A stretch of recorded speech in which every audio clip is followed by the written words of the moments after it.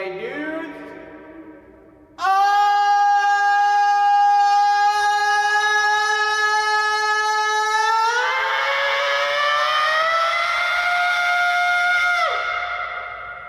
Powerful. Welcome to the program. Thank you, voice crack. How we doing? For whatever reason, I heard it perfectly clear. You should I have. heard the whole thing. Well, no, I don't. It usually cuts out like with the Twitch stuff. Because I'm sharing it for you for that reason. I thought you watched those. Oh, that's right. That's why I heard it well. Okay. It's kind of I forgot that I get to enjoy that bit too. That's a whole new. The whole idea. Pat Fargo, before we even launched it, it's Sticker Friday. It's not Friday.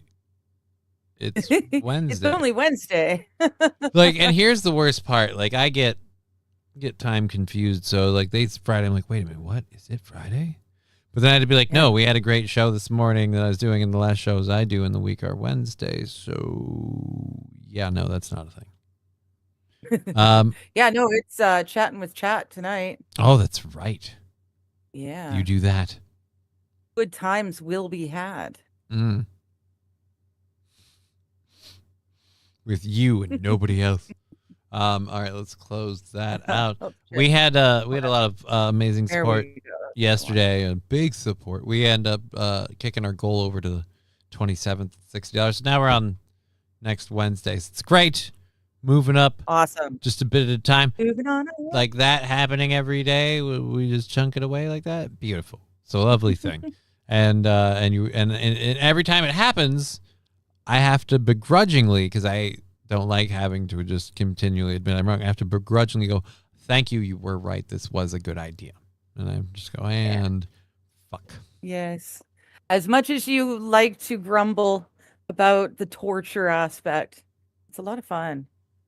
And it works. St. Caesar, I can't really say I'm surprised. It's not the first time cancellations or demonetizations have happened. It's not even the first time on the internet. Yeah. Like it's been from the radio to here. It's been a series.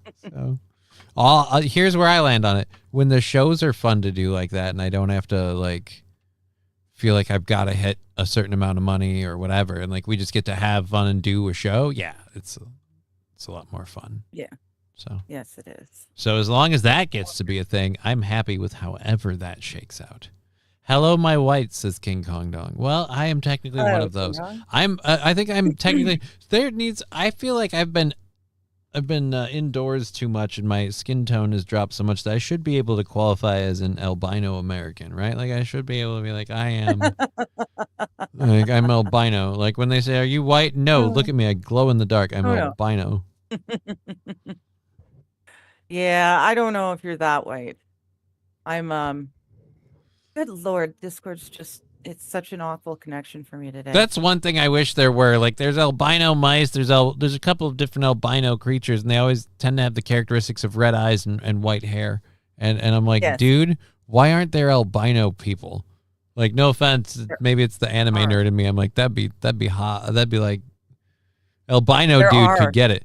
Like literally red-eyed people. They're people with red eyes. Literally red-eyed, white-haired, very white skin. This seems like another one of those islands float situations. I don't want to believe you. I would go and find fruit for you, but my PC is like, fuck you.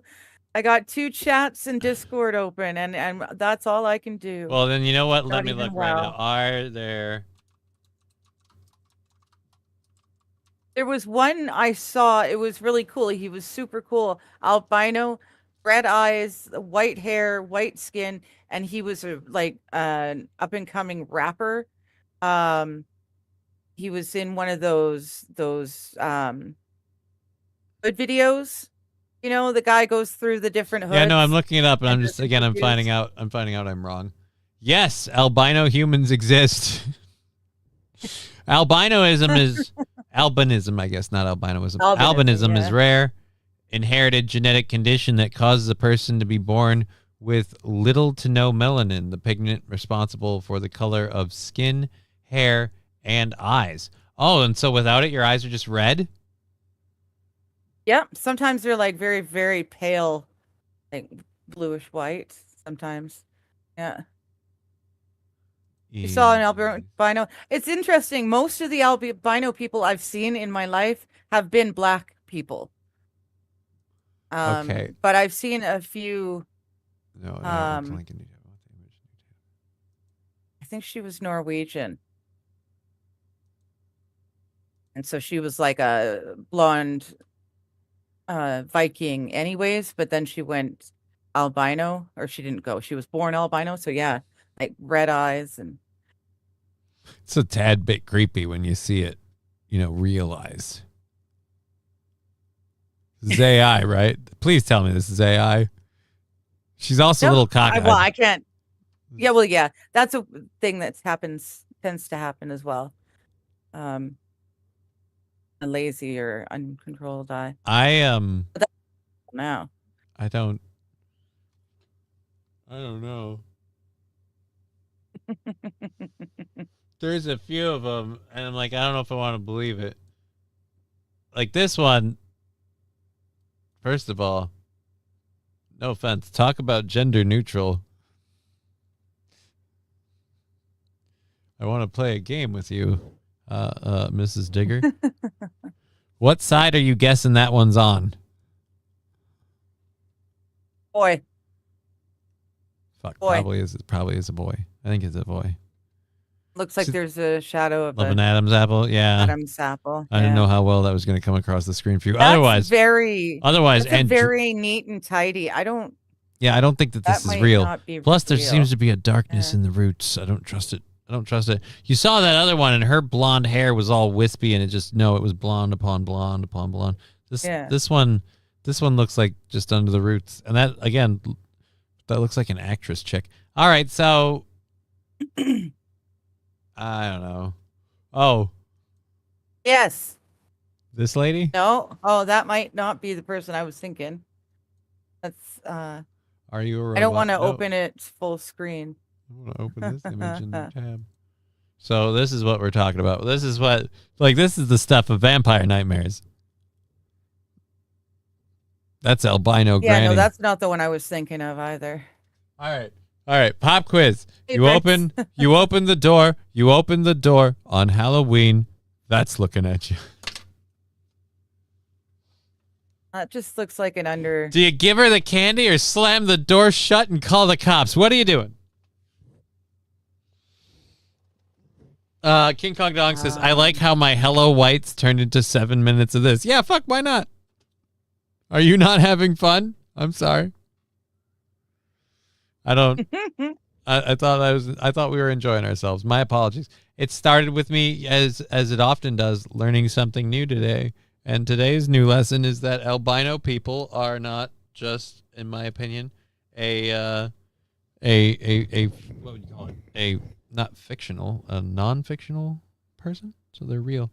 Albino people are real.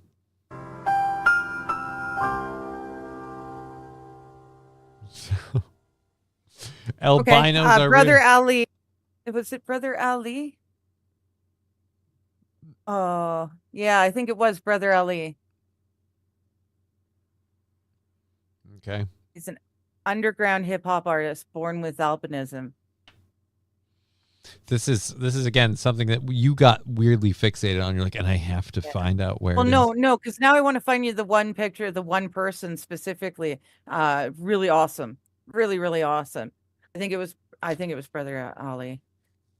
I'm just gonna say every picture I've seen of albino people so far is, and this is a disappointment to me because I was pro albino people, is remarkably frightening and unsettling.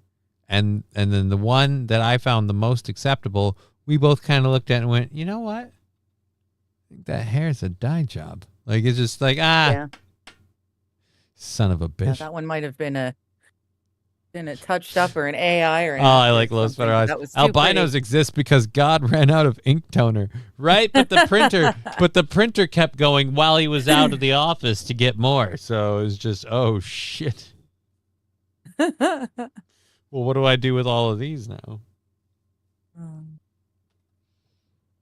But anyway, so yes, there you go. They exist. If I were an albino person, I would train myself to exist really, really well in cold conditions. Like train my body, do whatever I can, so that way I can utilize nature's camouflage as an albino. Couldn't see him. Why? It's just a sea of white. This is white. His head to his toe.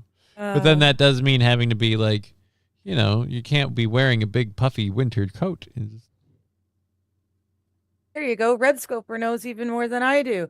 There's another genetic thing like albino called leucistic, and that is basically albino without the red eyes. So there you go. I didn't know there was a differentiation. Isn't that isn't there an actress in Hollywood that's that way? Like, pretty sure. Maybe. She's super duper white.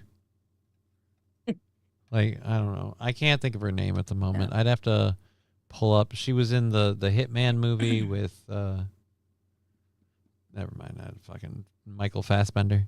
So looking at people with alopecia. That's the one where they lose their hair. Their hair, yeah, it's all patchy. Yeah, that part. That's why they tend to shave their head. They look like battered. Do you know what those people look like? They look like what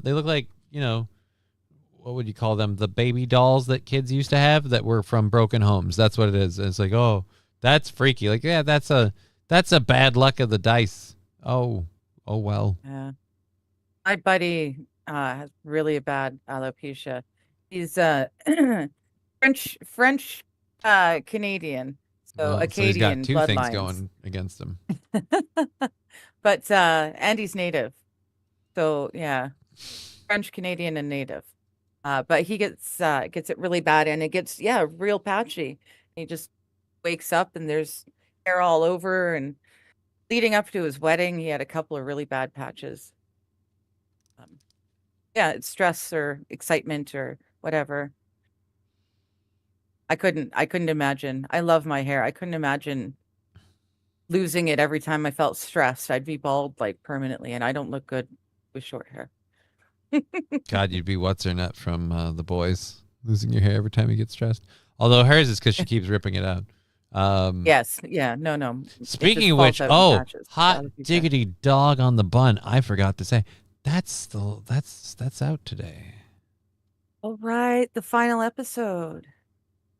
Yeah, I was like, what were we gonna do? And then I really enjoyed the way they wrapped up the Gen V. So I hope they do another season of that. Looked like they look in Ashley from The Boys. Yeah, that's the one we're talking about. So, season finale tonight. Yeah. God, I can't wait till that's out. Otherwise the other thing is like I said, Devil May Cry's second season has been okay. Worth decent enough to watch. Here's what I went into it wanting to really hate on it, and I'm like, at what point am I like? Here's the other thing that in between seasons 1 and 2. Here's the other thing. Like, I had this not moment of clarity, but just moment of realization where my brain went, we own the first Devil May Cry anime that ever existed. And while yes, they had the right voice actor, and yes, they had the right metal band style tone, they also completely fucked off on things like Devil Trigger and a whole lot of shit for the whole damn show. So it's just good under bad. We're getting a better variation. It's just fine. It's different. It's okay. It's different but good. Okay. And so I've been more Limp Bizkit. No, Limp Bizkit isn't. That is honestly one of the in my opinion, that's one of the things. The intro feels better because I don't recognize the music in the intro, which is fine. The intro has to do with the story, which is more anime themed. It makes sense as an intro as opposed to the other one. Yeah, they put Papa Roach in there and fuck what's her nut that oh God, I think it's Amy something that has that. They did one of her songs. So yeah, they did a couple of things. It's fine. They got music points and moments right, in my opinion. It doesn't have to be the band I think is perfect, but they got them right. So, okay. Did you know for the Massey's opponent were more than the total vote count of the last primary of that seat? Yeah, that's not surprising.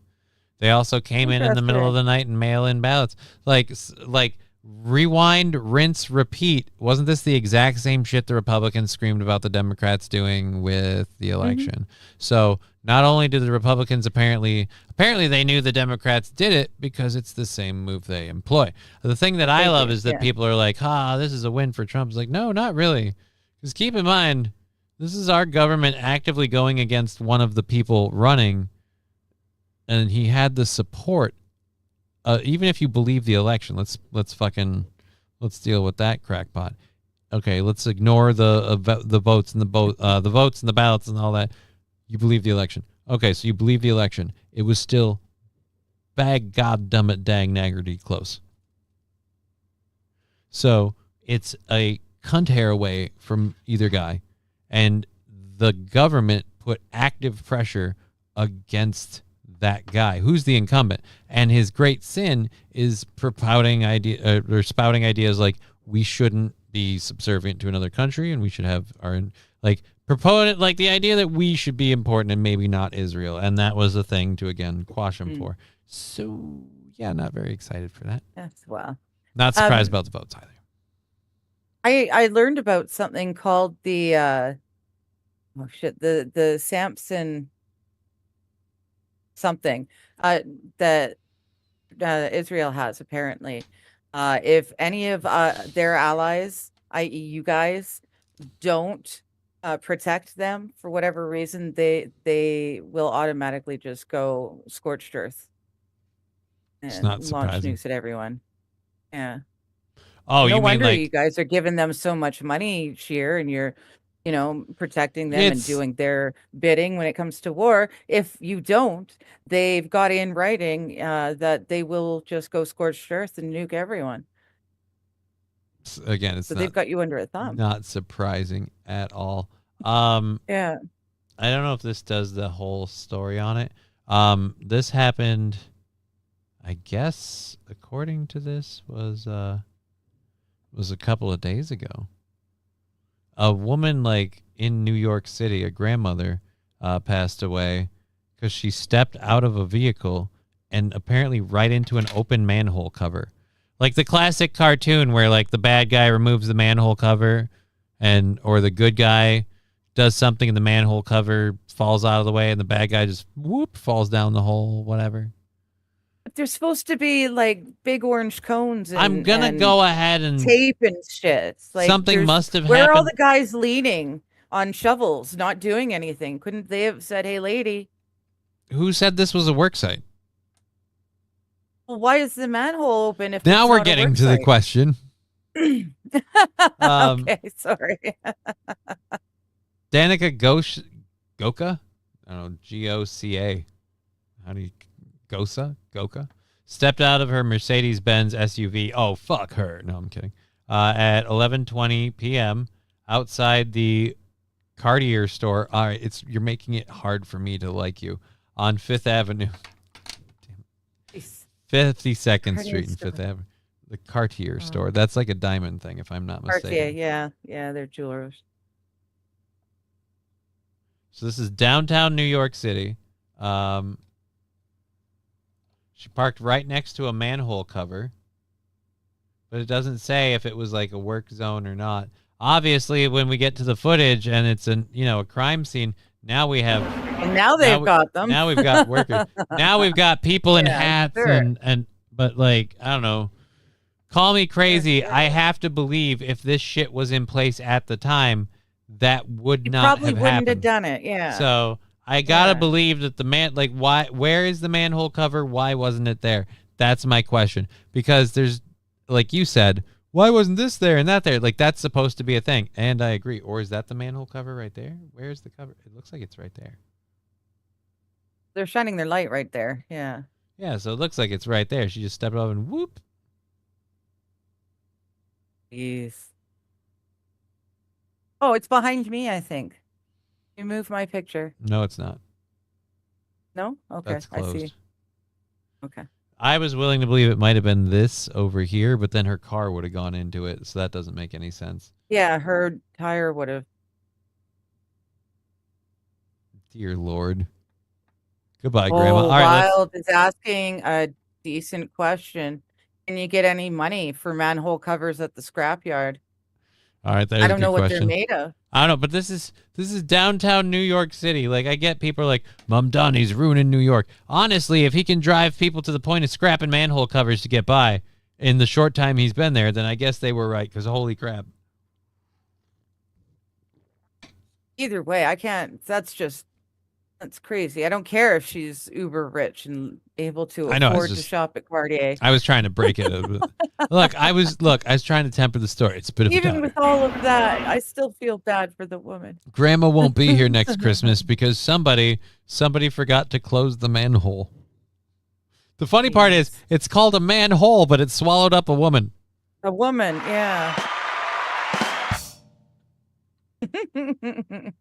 King Kong Red Dong. Scoper saying, "Don't underestimate crackheads." I'm on Team Hole with this one. I don't know if we'd call it Team Hole. It just, there's a thing with the branding.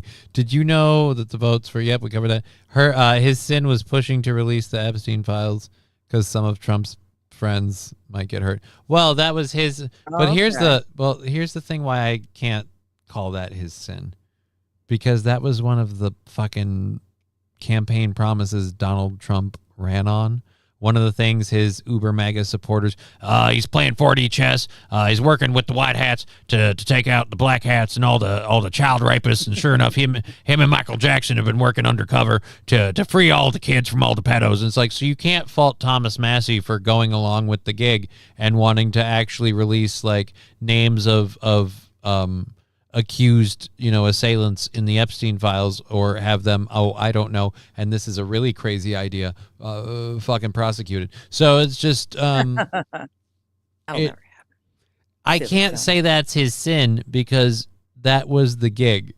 So, but I will say multiple people before the race referred to this race as his race and his campaign as the anti-Israel referendum. And then and that's my thing. One person says they're against one country. That shouldn't mean a lot in our government, but one person publicly stating they're against Israel, it's not allowed. And it's like, why should it even matter? But the fact that he says he isn't, that'd be like, would anyone care if he said he was against Kenya or he was anti-France? I don't think it would be a story. I don't think money would change hands to the level it did on this race. And the fact that the government went against him because of his stance against Israel, that bothers me more. But what are you going to do? Let's laugh at this shit. They'd all be dirty to someone. It's is what it is. I'm sure someone pulls his strings.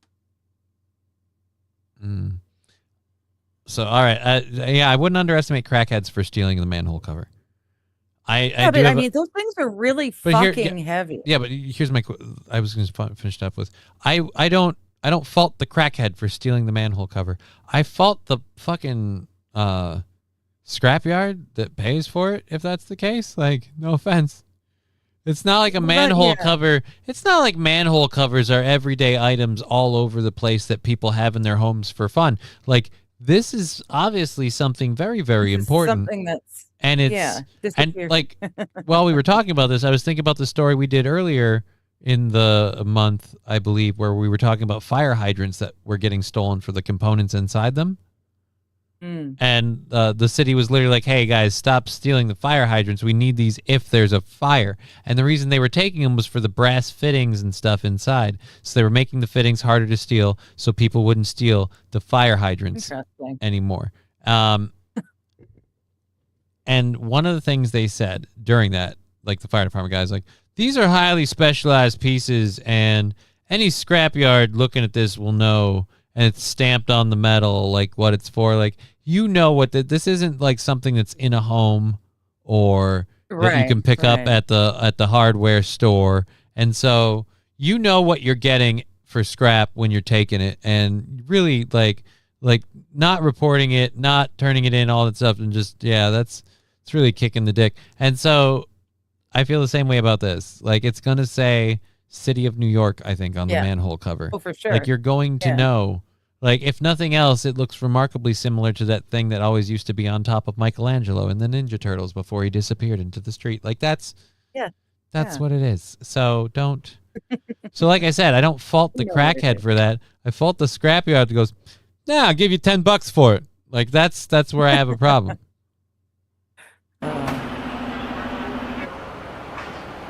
Oh, great. Glad we got that there now. Dude, there's another manhole cover right here, too. We just got holes on holes on holes in this bitch. So I was right. There was a manhole cover there. It's just that one was closed. If only she had parked 1 foot back. Backwards, yeah. Oh, jeez. This doesn't look like metal. This looks like foam. This looks like if someone stepped on it, it would go through. That's what Those holes are rather large. Like someone walking in high heels, well, gonna break their she ankle. didn't A fall kid's through. foot. She didn't fall Go through the further. hole. She didn't fall through the holes in the grate. Well, She felt right, this she wasn't fell there through the before. hole. Yes. No, I understand. I'm just saying what they've replaced the open hole with is not really all that much better.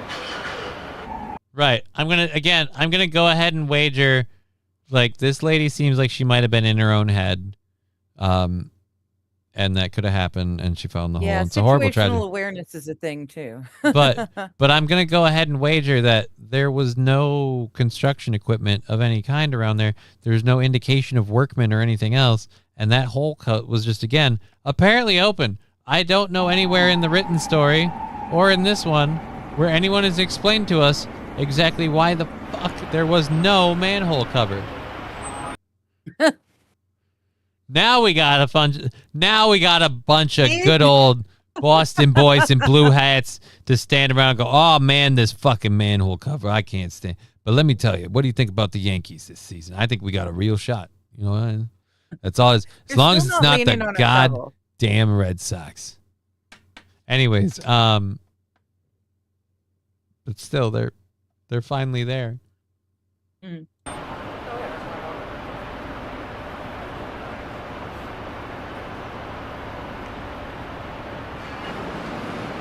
Okay, so this is just a bunch of B-roll of a bunch of chuckleheads standing around the fucking car and all of that bullshit. We kind of covered all that. We don't have any information. No, Red Scoper, she drove up and parked, and then she opened the driver's door and stepped out into the manhole. Yeah, from what we are being told, the only sources I have on this, she just stepped out into the manhole cover. It was not there, or stepped out into the manhole in the cover because the cover wasn't there. She reportedly fell 10 feet through the open manhole. Bystanders called 911, and first responders rushed her to New York Presbyterian Weill Cornell Medical Center. But she died from her injuries. A witness named Carlton Wood said, quote, "It was like in those cartoons." Yes! Yes! Somebody sounds like, dude, it's like in those cartoons you expect to just hear a whoop, and she's just like, oh no.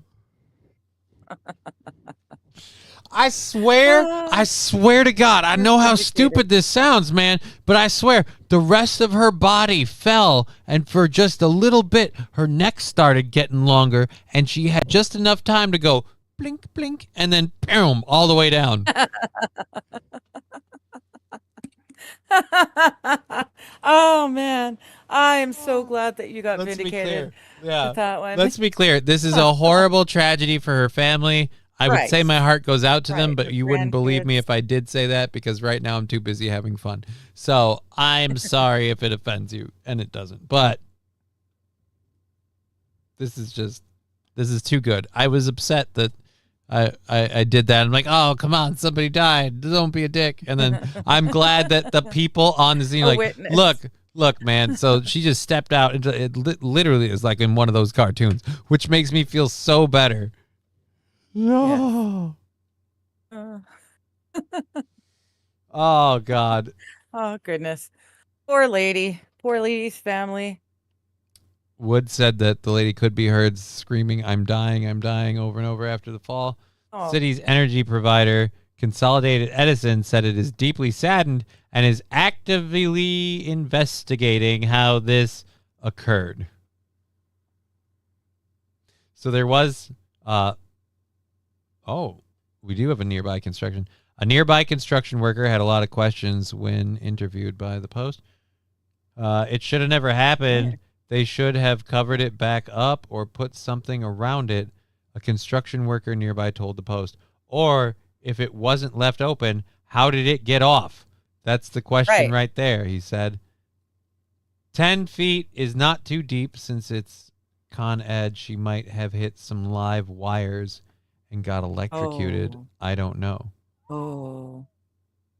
Burn sheets used by first responders were visible at the scene.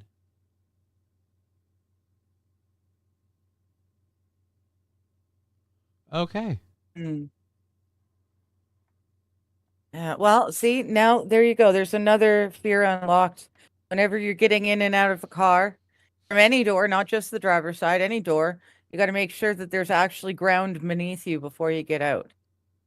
See, you keep saying to me over and over that your whole falling thing, planes on. Yeah. I'm like, yeah, but what if they just don't put the manhole cover? Now I need to worry about that. Yeah. That'll be me, for fuck's sakes.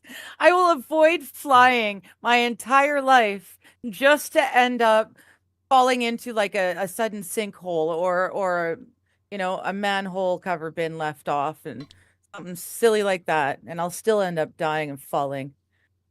I got a plan for it. Die by having to think about it. It's not the best plan, but I think it's the best for all parties involved. Just move over here, and then you can push me everywhere in my wheelchair, and that way, if any one of us goes first, it's me. Yeah, it'll be you. And there's there's a 30% chance that it just gets the chair, and I fall forward over and don't go down, like just because of the way that goes. But then there's a solid 70% chance that I get the sweet release of death, and this whole horrible experiment's finally over. And then you avoided it because I took that bullet for you. After that, you're on your own, kid. But oh, speaking of, dude, I was so weirded out to find out that fucking shit, I had his name for a minute there and I lost it. Joe Rogan was criticizing him recently. Damn it. Theo Vaughn. Theo Vaughn, thank you. Theo Vaughn is older than I am. Not by much. He's my age. Yeah, but we're the same age. Yeah. Looks way younger than that. God bless his genetics. I know. What the fuck? I don't know what he's drinking, smoking, taking or poking, but whatever he's doing, it's working for him. It's good. Yeah. Yeah. I wish you'd share. You trip on a but peanut on the flip side, he does look like most of the guys I went to school with still. Johnny, this just in the Glades, they had a piano fall on them 2 weeks ago, 3 streets over. Really? No.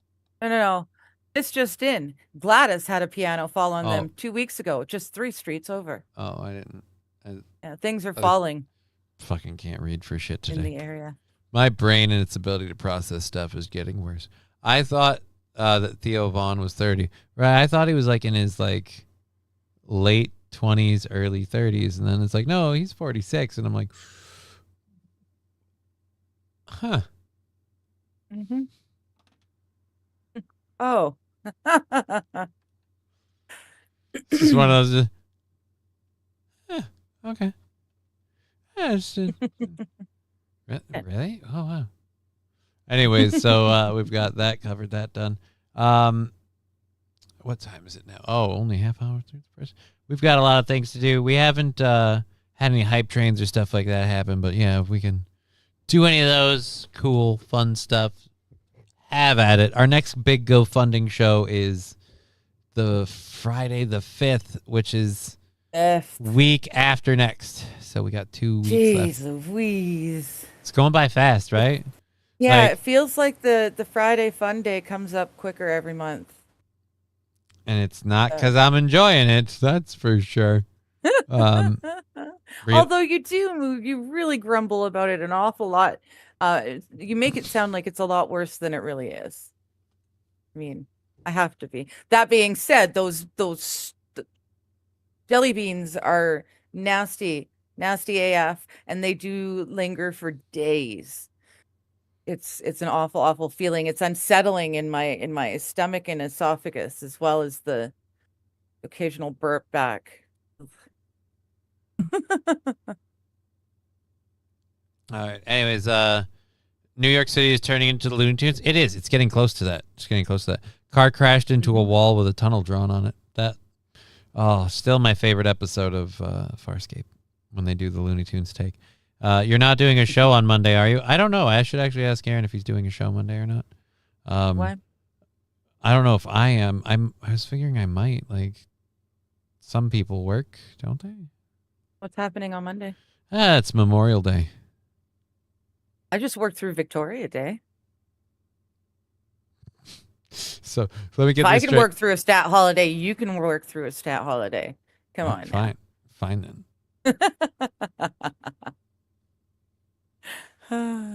Shit. At least you aren't eating half a block of Velveeta cheese for money.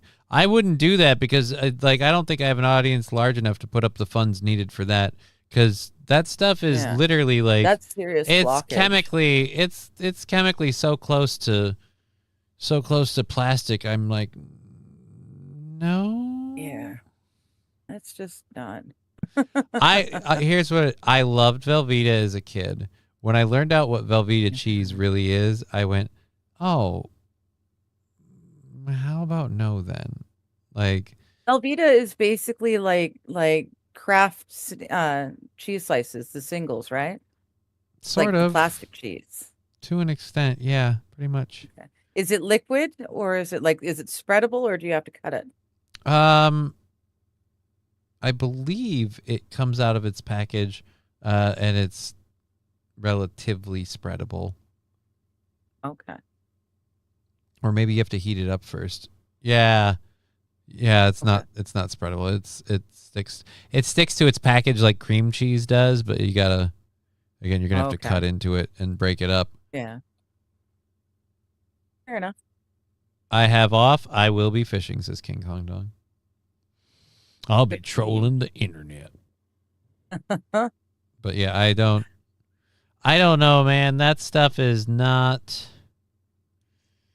what I thought it was when I was a kid. But my mom used to make a Velveeta cheese and shells meal when we were kids because it would be a thing she could do in bulk. It was easy to do. Cheese and shells? Yeah. What's cheese and shells? Well, you go get a bunch of shells and you get a bunch of Velveeta cheese and you cook the shells. Pasta? Pasta shells. With melted cheese? Yeah. So it's like making a homemade so it's macaroni. Like mac and cheese. Yeah. Okay. It's just Velveeta and shells. And now you can get it in the store. This wasn't, like my mom's idea wasn't original, but she did it because it was something you could do in bulk. You get the shells in bulk, you get the Velveeta, and that's true, yeah. goes in. So you take like 5 kids. Yeah. You're making your big, however many quarts, giant pot of stuff, and then you've got enough food for 5 kids to have a meal and then still have something left over for like a leftovers thing or whatever, or if someone's extra hungry. So it's just like that meal went a little bit further, so that became a thing. As looking back on it, I don't know, maybe my body was young enough and strong enough to process that shit then, but I don't want to risk that it is now. What if I bet wrong? Sir, what if I'm not? you've blown out your colon. How? It was the shells and cheese. Honestly, it was the Velveeta. It was the Velveeta. And Velveeta sounds too close to diarrhea. Coagulants and yellow number 7 dye. That sounds delicious. Right? Like I said, it's like a carbon chain or 2 away from literally being plastic. Yeah. Thank you. No, thank you. So I'll pass. I like to buy bricks of extra aged cheddar cheese. And that works best for me. I don't mind cheddar cheese. I don't melt it though very often. Like grilled cheese sandwich maybe, but I don't need it to be like melty like for a mac and cheese sort of a thing. Why are we talking? Like, dude, I'm getting so hungry now. I know now. I'm starting to get hungry. Who started the cheese thing? God damn it! Because now I'm like, oh, I want to go make popcorn or something. Yeah, I know. I've got half a crate of KD still. I could totally whip up some KD in like 10 minutes. KD, It's mac and cheese. Well, yours is mac and cheese. Mine is KD. Ha! Oh, nice. Cheese facial. Here we go. Let's get There's your aged cheddar. It's so old, it's got the white chalky bits around it. Ew. You wanted aged cheddar. No. It's not. Yeah, I don't not know. plastic. Real cheddar. Real I don't cheese. mind sharp Yeah. cheddar, but I'm a bigger fan of Swiss, provolone, Munster. I love a good Havarti. Yeah. Dill Havarti. Havarti is lovely. Dill Havarti fucks. Mm. What is this show? I don't know, just a couple stoners Uh, just sitting here talking about food while they have the talking munchies. about That's all it food. is. You know, like some people would work themselves up into like a sexual fever kind of thing, and the minute the show's off, they're just all over each other like wild animals. Those Yeah. two, no. The No. minute the show's off, that fridge is fucked. The contents of that fridge will never see the light of day again. Eat. Oh goodness. Pepper jack is pretty good. Okay. Yeah, I really like a lot of cheeses other than cheddar. Like, I don't mind cheddar, but I just feel like so many other cheeses do so much better. Then cheddar? Yeah. There's nothing better than cheddar. Oh, I beg to differ. But it flows. It's like better than cheddar. There's nothing that's better than cheddar. That doesn't make it true. It's not. Just because it's It phonetically does. pleasing for you to say doesn't make it true. But it's not. Red Scooper Steak It's like, I mentioned cheese. My bad. Oh, and we missed a Teenage Mutant Ninja Turtles joke apparently from Wild. Oh, no. No, I didn't. They said that was the I blame TMNT not covering it up after their pizza delivery. I'm sorry I didn't give it enough Oh, okay. attention. I did see. We got mustarded. I did see it. Was that no? That's spray cheese. That's Oh no! That's- Yeah, that's spray spray cheese. I don't cheese. think we have that here. But you consider think- something spray cheese, but it's in a jar and you fork It's it in a out. jar. No. It's not spray cheese, but it's called Cheese Whiz. Oh, Like that's your right. spray cheese is called Cheese Whiz, but ours is not sprayable. Yeah, but It I is can't not- get cheese whiz. no. Oh, speaking of which, and this won't help me being hungry at all. We have a whole variety of products in an article about products that are American products. Overseas, they're not called by their actual name. They're just called American in some variation. Oh, right. So that'll be fun. yes. Provolone That's is the fun, number yeah. one choice for sandwiches. It depends on the sandwich, dear Hey, Butch. dear Butch, good to see you. Like provolone is great with beef, and it's okay with turkey and chicken, but like Rye bread and Montreal smoked beef. And then you put your Havarti cheese on top and you make it a melty. she's getting so happy Oh. when she's this, and then like We I used love to make those at the deli I worked at, the one that was across the street from the Bridge Studios, where the the Stargate was. Where the Yeah. Stargate was. yeah no, but I'm just Yes. saying At you- that same cafe, we made. you're those. explaining Oh, they these were sandwiches. delicious. You're explaining the so sandwich, good. and you're just like It reminds me of like History of the World. Very when tasty. when they do like the QuickTime Hearts thing and they finish at the end and she's like, I love QuickTime Hearts. It just stares off up in the sky like remembering all the giant dicks she just saw. Like, yeah, you had that kind of like weird almost vacant smile about the sandwich where you're just like, I remember those sandwiches. I remember exactly how it tasted from the shop there. Prove for the meatball and parm sprinkled on it. That's not bad. I haven't had a good meatball sub in a while because I don't trust Subway anymore. So I've never trusted Subway. I grew up. Subway was a reliable source of food, especially like the local hometown one. Yeah, I always got sick. So I think it must have been something in their bread or something. 'cause my it didn't matter what location. I always got sick off it.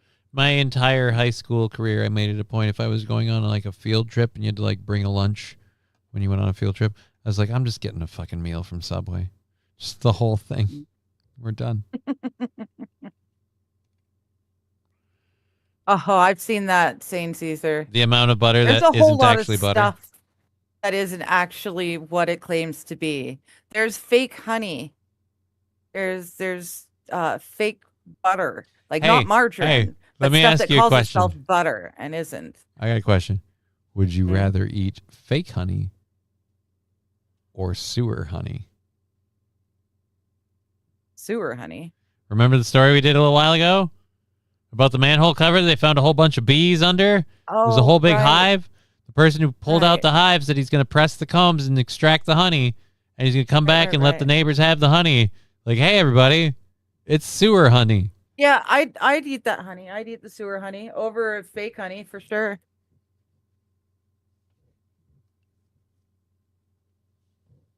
Blimpies was better, but it shut down. I'm just saying, like, when I was growing up, I lived I came from a small town, and like we had like, you know, the like no lights on the main street for a while kind of thing. And one of the first like modern restaurants we got in the downtown setup was a Subway. So I utilized that every field trip we had. And then after that, like there was like an A&W that we got that was just off by the highway. And that was the last time I was there. I don't know if there's stuff there still now or not. I don't know. Who knows? We always had a McDonald's on the north side, but you had to walk to it, and it was literally on the border with the south side of town. So you're basically walking across town. Well, either way. Then we got the Wendy's Tim Hortons, and I got a job there. Yay. That was my Making Timbits. working at outside of, for my grade 12 year, that was my afternoon evening gig. And then I worked through the summer. Yeah, loads of fun. God damn it, we're doing more. We're talking about food now. I'm thinking about donuts and shit. I'm just hungry as fuck now. I did that thing again where I didn't think about how hungry I'd be and eat something before the show. Should have thought better. All right, so this is just a random story. We talked about the 21 people that became valedictorians yesterday, I think. Yes, silliness. Well, I said that was bullshit, and I'm saying this is too. 3 triplets are graduating with the same GPA, so they all get to be valedictorians. And here's where the thing where, like, I'm not against it, but yeah, I kind of got to stick to my guns. The 21 is too much. Where is the cutoff line? You know? Well, if they weren't triplets, what would they have done? Because they couldn't have handed it out to 2 people. They would have had to have a way to decide if their GPAs were all exactly the same.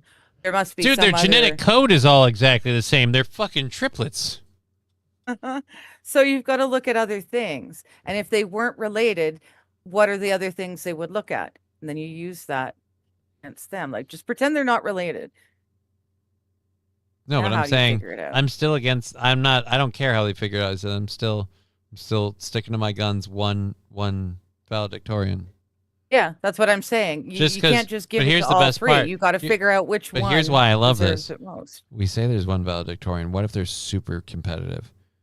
Again, they look identical, so all you gotta do is, you know, just fucking get a blackjack and conk out your brother, steal a spot. Extracurricular. Someone joined a dance team or a sports team or something. Someone was a choir and band geek. Wear the exact same robe as your identical triplet brother, and just right before he goes up to give his speech and be the valedictorian backstage, just ask him very politely, hey, does this rag smell like chloroform? And then go up and give the speech for him. And everyone will have no idea. Right? They'll just assume it was him. Yeah. Just, you know, like, go to Target. Oh, no, rec start. Go to Target and buy a pair of panties and just throw them on his face. When he wakes up, he'll think he had a fabulous time. And nobody was harmed in that incident. He thought he got some.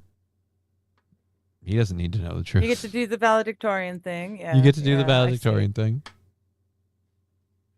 It's completely innocent crime. You don't have to sucker any lady in to schmooze them. There you go. Rex starts. He had the same issue. 17 valedictorians or some such, because the only standard that they had was a GPA.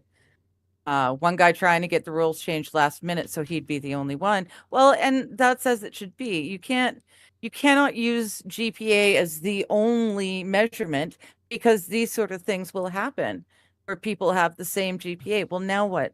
You got to look at electives and extra things, extracurriculars, and all sorts of other stuff. There can only be one, or there can be only one. I messed it up. I'm sorry. Fuck. Here we are, valedictorian, because my GPA's better than yours. It's a very different show.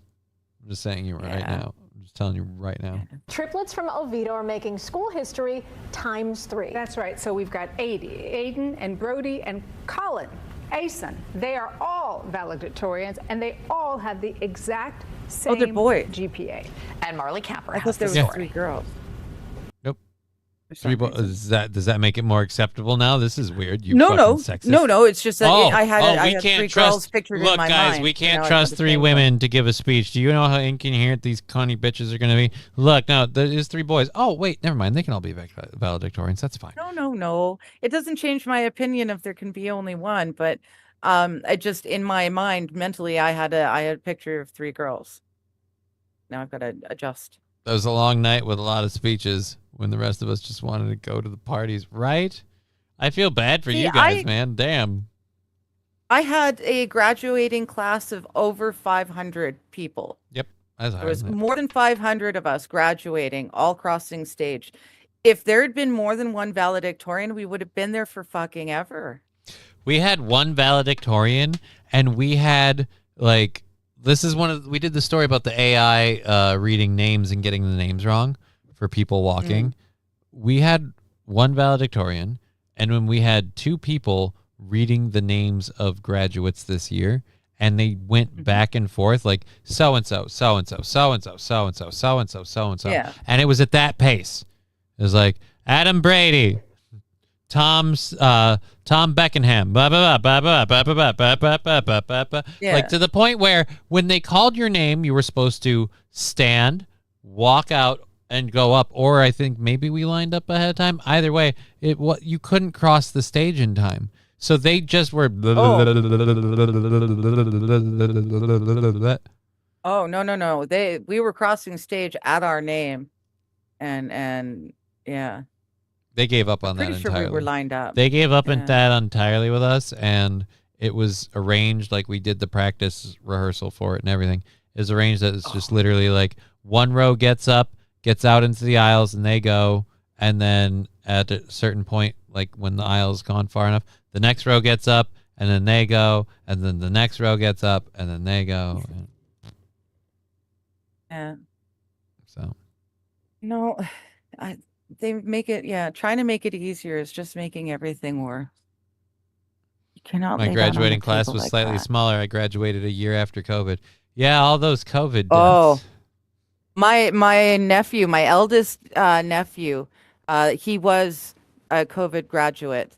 So there was nothing. They didn't have their dinner dance. They didn't get to cross the stage. They didn't get to do anything. It was, it was not cool for him. Trust me, as someone who partied his brains out and had a fabulous time, you didn't miss much.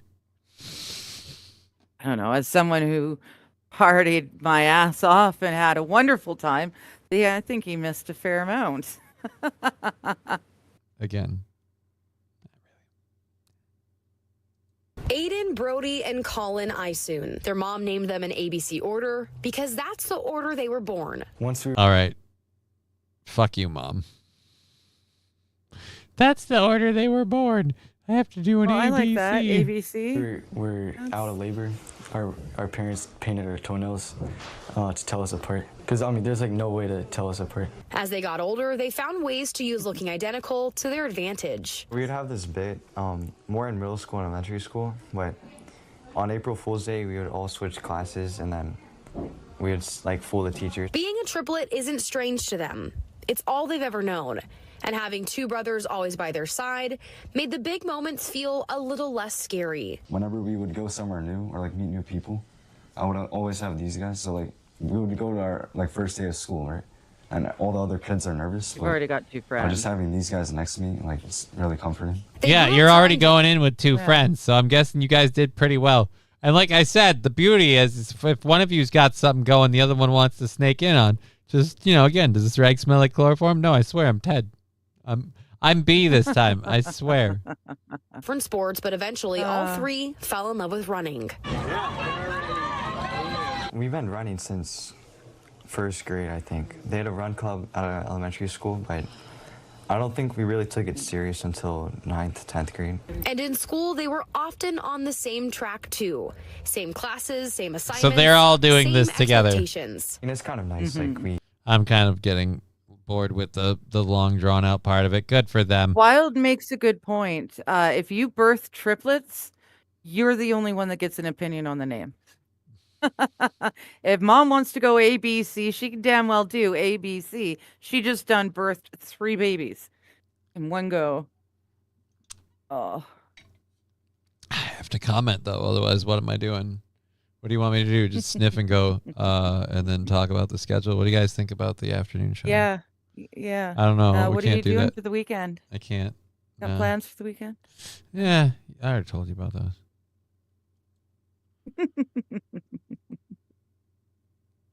According to you, it needs to involve more pillaging. How would you describe your relationship in whole? Like, say, when it comes to broaching a problem? Well, I suggest a solution. And what would you say for the partner? She just leans in and screams, more pillaging. Well, okay, so all right, maybe I'm not getting my point across for this therapy session. Let's say you're changing a tire. You're changing a tire, and the lug nut is stuck, and the wrench won't turn. And so you tell her, hey, the wrench won't turn. I think we need to call somebody. What would she suggest to solve that problem? More pillaging. Always run to the side. Always more pillaging. Everything's kept off to the side and more pillaging. The mother said the birth was easy as ABC 1, 2, 3 do re mi. Hey Ashley, good to see you. Hey guys, I'm thinking of switching to mornings. What do you think? What do you think? Oh no, I better talk. Actually, what am I worried about? If I'm demonetized on YouTube, I'd still make money on the other one, so we're good. So yeah, I don't know if I wanted to do this. We have a video of it, right? Yes, we do. All right, so this Colorado school teacher refused a 7th grader to present her pro-life poetry submission because it's offensive. Oh, right. So get ready for a whole bunch of we all know them's abortions is. Because unless it's something like that, I want to know how it's offensive. It's one person's opinion, and this is why I hate the pro-abortion movement. Because like it used to be called pro-choice, but it's like no, but you don't have a choice. You guys don't respect the people that are pro for the life. They don't have to agree with you, but if you're pro-choice, you're like, well, that's your choice. And you move on about your day. But it's like, no, we've got to hate on it because your choice is not to buy into my bullshit, which is why I'm glad we don't call it that anymore. But still, I want to know what's so offensive. This is a minute and a half. If this gets too corny, we'll have to dig out of this. Okay. It's off of Twitter with libs of TikTok. TikTok. All right, let's go. And an assignment in class to write a slam poem about a conflict in the world that we are passionate about. Okay, fuck this teacher 5 ways to Sunday. Yeah.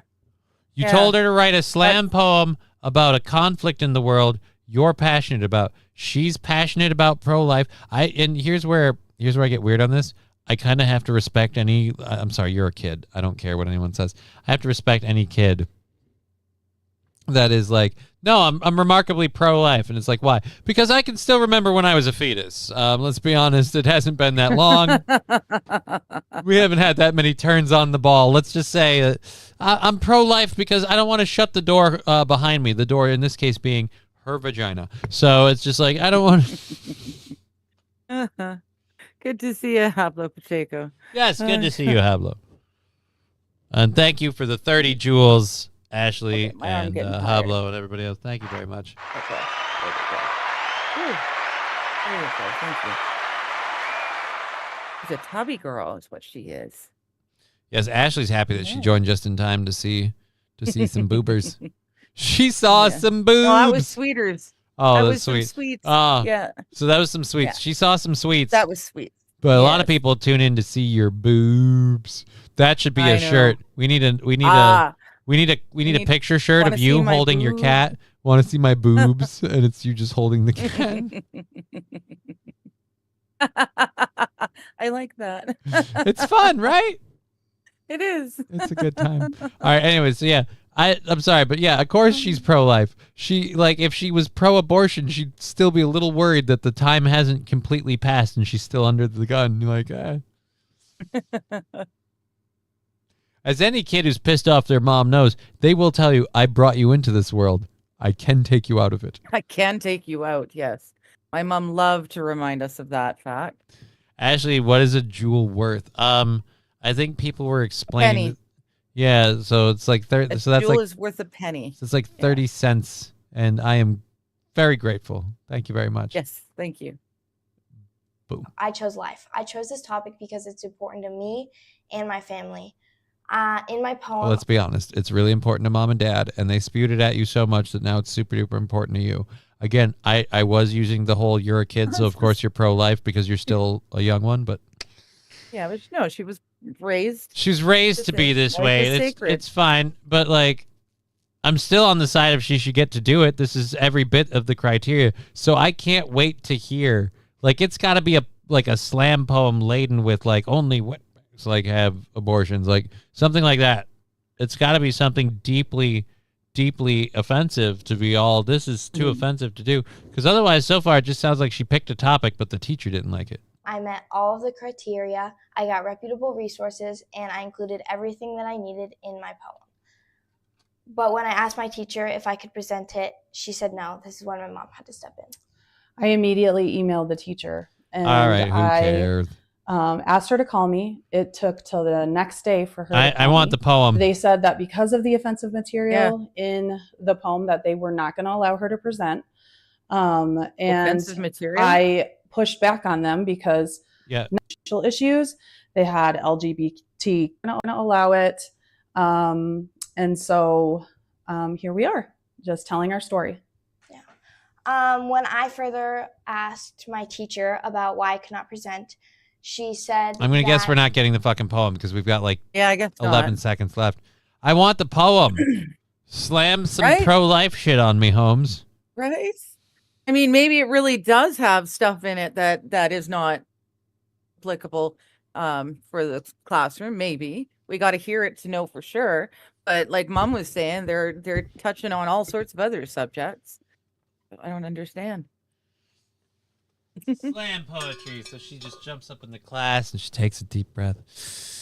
Hoes and jeets in the sheets, reproducing in the streets. Like, oh dear Lord. They flushing all these babies down just because their skin is brown. And so it was like very woke, but it was so insensitive. It's like, hey, white bitches have abortions too, homie. Like, Well. oh, so all right. I was all ready to be on your side, but don't be a cunt and then cock tease me with an offensive slam poem and give me nothing. And then give me nothing. Yeah. Oh dear Lord, they're coming up with I'm so sick and tired of pro-life, pro-choice crap. Just let everyone do whatever they want. For me, it wasn't the pro-life point. She mentioned the part that we already knew. Like the teacher didn't find anyone talking about LGBTQ shit offensive or other stuff offensive. It was this one, so it was being singled out. And I was only going at it from, I want to hear what the offensive poem was. If you tell me a poem is offensive and it can't be presented, I'm like, all right, can I read it? I don't even like reading. I generally disagree with reading, but if you're not going to do it, like, I want to hear the damn thing. 69F this. Roses are red, violets are blue. Let's scrape that embryo out of you. Oh, jeez.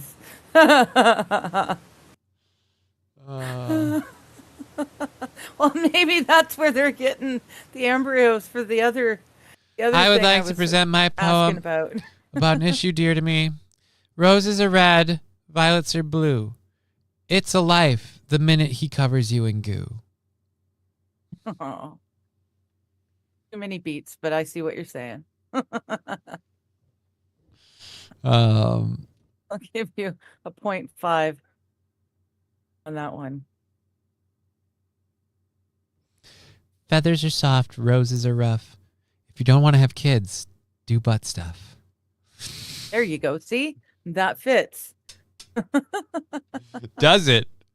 Like comfortably, or are you going to be able to sit for a week? Like, well, how well does it fit? I don't know. It doesn't fit me at all. I don't know. I immediately, yeah. I did a joke about butt stuff, and you're just like, ooh, that fits. And I'm just like, wait a minute, what? You really should have thought about that before you said it. Yeah. Oh, yeah. It fits. Yeah, it fits rhythmically. In and out, animal style, in and out, in and out. Look at all the wieners.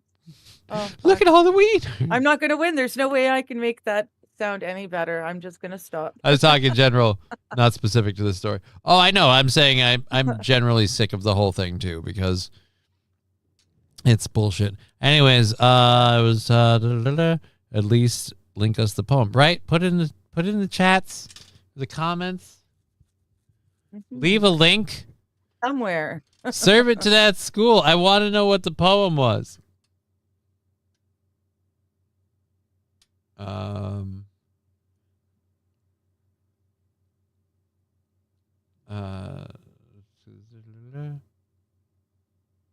Oh, this is the poem. Valedictorian. All right, here's the poem. Let's find out. We finally got to the poem. They had another clip with the poem. Life is a life, no matter how small.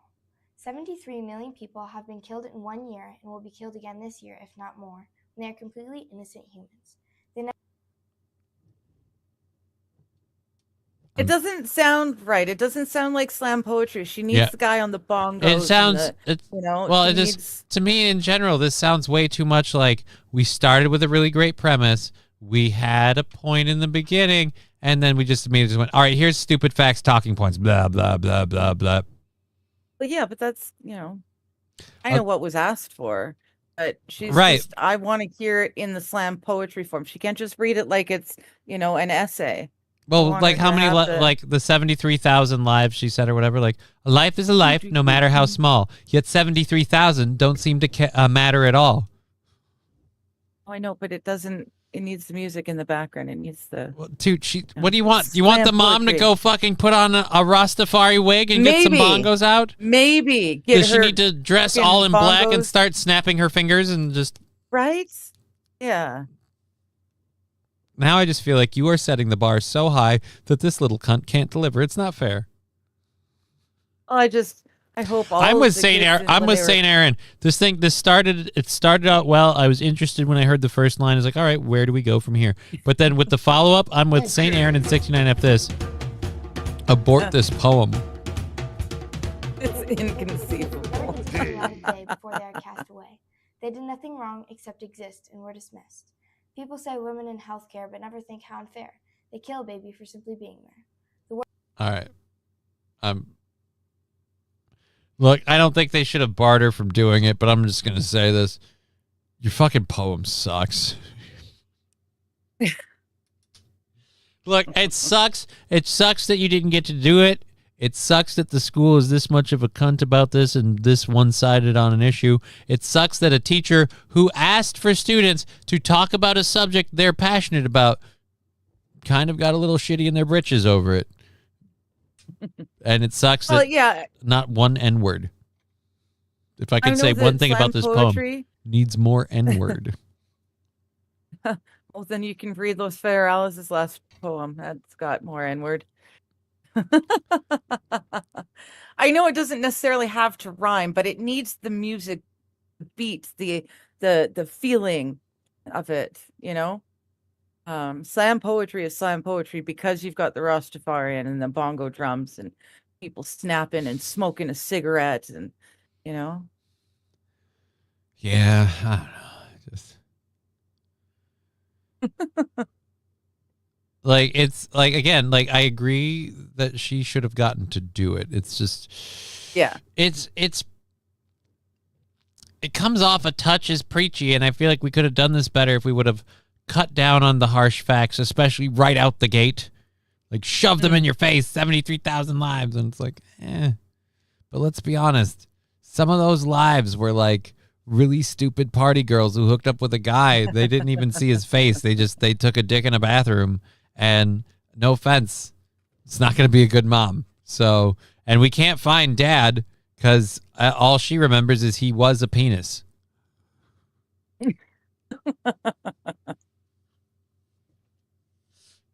Like to get the witness lineup of that, you just have to have a whole bunch of guys walk up online like the usual suspects, and they have to unzip and present their cock and balls, and she has to figure out based on that alone. Identify the right cock. I'm sorry. Can I close my eyes and turn around and you each just slide in one quick? Because I swear I could tell more by feel. So it's just no offense. That lady does not need to be a mom. But again, you're allowed to be passionate about it. I understand that viewpoint. I also believe that when you abort a fetus, for all intents and purposes, you've ended the possibility of a life. That is over. So Dad went out for cigs and milk, never came back. The way you paused, it makes her look like a waterhead. I don't know what a waterhead is. Oh, I'm sorry. I'll translate that into Canadian. They're saying she's retarded. Oh, okay. Look, we're just saying I she's gotcha. fucking retarded. It's actually Jersey. I like Hablo Pacheco over here. Prefers haikus when it comes to this topic. Dude, don't kill babies. You won't enjoy the drama. Karma. Regret is always. I fucked up the delivery, but yeah. Yeah, no, way to right. go. That's Wait, you had one. yeah, you had that one. works. You I had one job damn and I fucked fucking it up. Dude, on the there's a show. reason One I'm sitting thing. here. One thing to get right. God damn it, we'll do it live. We'll do it live. I'm holding this whole thing together with a half-dead hand and two fucking crippy legs, but no, fuck you.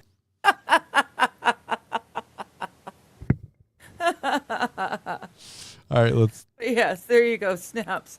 Snaps for Hablo Pacheco. What if God says, "You knit me together in my mother's womb. How come we never listen to this and try to send them to a tomb?" Oh, fuck it. I can't do this. She's reading it too fast and too quiet.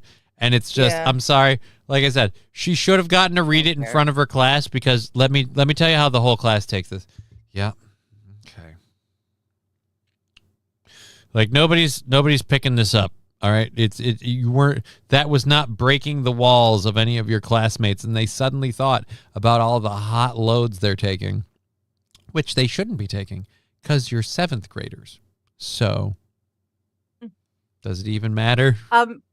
Wild is correct. I will not read her haiku, although it too works. It also fits within the scheme. Well, I know haikus don't need to rhyme. No, they just need to have the right amount of syllables per line. Per line, right? But I just yeah, I'm not reading that one. Yeah. I just don't think it's fits. Linguistically it fits. But here's what I'll say. If that were her poem, I'd be like, okay, now we're getting offensive. Maybe you shouldn't read that one in class. Maybe that one should. We should not read Wilde's poem in class. That chick's poem was so fucking boring. Milquetoast boring. Bullshit information that we all already have, and so, no offense, nobody's opinion scale was like moved in the slightest with that. Yeah, let it go. Yeah, but then is anyone's opinion going to be moved in the slightest about the LGBTQ ones and the Right. You know? No, it's the same there too, which is exactly why I'm saying the whole assignment from fucking Jump Street is bullshit, and fuck this teacher 6 Ways to Sunday, because the teacher put this project in front of her. She followed the rule. If anything, she followed the actual spirit of the project. She picked something that she is passionate about to the point where when she didn't get to share it with people, she had to scream to the internet that, oh, they're silencing me. Like, so... Whereas I think, well, like, it's her Christian values is the problem. See, well, no, but I'm just saying, I think her a lot Christian values, it would have been fun. A lot of other kids would have just got that project, and then like they do it, and the teacher's like, "We're not letting you present it." It's like, oh, okay. Well, Yeah, then fuck fuck it. you, I guess. Like, I got more important shit to do. I don't have to read in front of the class. Okay. But read it if you need to be demonetized. Yeah, that's kind of the way I was thinking about it. Yeah. Teacher would always read my stuff and then say that, not what I wanted. Oh, that's not what I wanted. Aww. That sucks. I had some real dick teachers. Too. I had some really amazing teachers. I was fortunate in my high school education. I had such, yeah, I had a lot of really dick teachers so bad I didn't remember them until I went through some family memories. Well then. Yeah. So that's almost practically traumatized by teachers. So we talked about this story a couple days ago. Canadian getting a lifetime firearm ban for killing his friend while taking turns shooting each other in body armor. So he's 4 years in jail. A lifetime firearm ban is also in the cards for this. I think that was the part. Was that really the update part? Oh yeah, no, but we have more information about the actual event itself happening. So according to the news, British Columbia man fatally shot his friend during a drunken game involving a bulletproof vest. Has been sentenced to 4 years in prison after pleading guilty to manslaughter. The court heard that. All right, you know what? I'm going back to this thing that cut it into a smaller group. Okay, so John Steenbergen and Mike Lear were out drinking, driving, and apparently snorting cocaine. Oh, good. Oh, good. When they decided what to else are head you gonna do? to a remote range and shoot some guns. That's what else you're going to do. Well, the bar's closed. Now what? Well, that's when they pulled out a tactical vest with body armor and put it on. No word on what level the body armor was. And he encouraged Steenbergen to shoot him with a Polymer 80 semi-automatic pistol, saying, quote, "Don't be a bitch," he reported to Steenbergen. "Fucking do it." Don't be a bitch. Just fucking do it. Come on, man. Don't be a bitch. Hey, don't be a bitch. Just fucking do it, man. Get after it, bud. You need to record Just him when he fucking says do it. that. You need to Don't be a bitch, you hoser. Just me do a line off your barrel. There you go. The plan was for the friends to take turns shooting one another while wearing the vest for protection. The two of them had done this before, but with a different bulletproof vest. Wow. So the other bulletproof vest worked better. Oh, I told you we should have got old Betsy, eh? Fuck. Lear was shot. Lightweight. Oh, dear Lord. Lear was shot in the collar. So you're also a horrible aim, apparently. You missed the vest. You're a bad shot. And when Steenbergen tried to call for help, he found he had no cell service. He tried to drag his friend back to the truck, but the truck was stuck in the snow. No. Oh, dude. This is just a comedy of errors.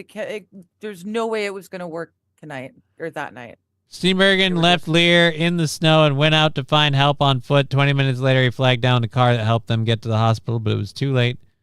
He pleaded guilty to manslaughter and was sentenced to 4 years in prison. That's Wow. Cheer 100 John NY takes huge loads. Lab glass will give you the cure. It's a Prov N cure. No, it isn't. Nucleotic Gaming cheered 100 bits. No, it isn't. Good to see you, buddy. No, it isn't. I I see what you did there too with your poetic build or structure. There we go. Oh yeah, the scene in Kick-Ass where Nicolas Cage shoots the kid.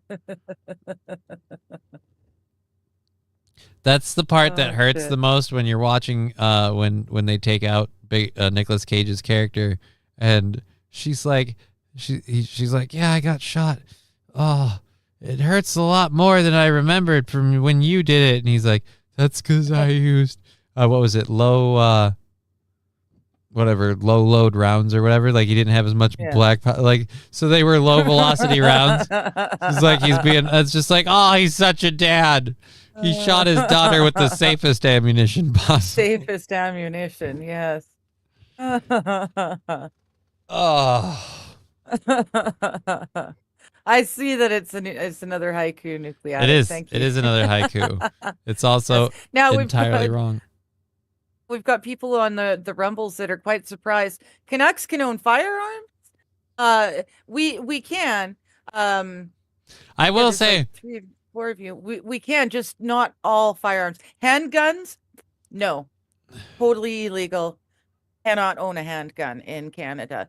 The hunting rifles and stuff are still okay. They keep doing buybacks that cost billions of dollars but never retrieve a single gun. It's worse than doing hunchbacks. So yeah, some guns are still available to us. Some guns are fun guns. Ha! Some guns are fun guns, but yeah, no handguns. And yeah, no shovels. Some guns are fun guns. Why? Just grab the handles of a belt-fed 50 cal automatic weapon. Once that thing starts plowing off, you can't help but smile. Ah ha ha ha. Why, you'll be laughing your way all the way to the massacre. Anyways, they can own them. They just don't know how to. But this is the other thing. Like you guys have people willing to go back and forth shooting each other in a bulletproof vest for fun. And I now understand why they don't want to trust you with shovels. Like at first when you told me, I used to be like, wait a minute, your country says it's illegal for you to own a shovel. You're like, yes, it's ridiculous. And I'm like, yes, it's ridiculous. And then this story comes up and I'm like, well, but is it though? There might be a reason. It's like if I could bring it back to a horrific piece of truth about Minnesota, it's like the whole like it's illegal to fuck a fish.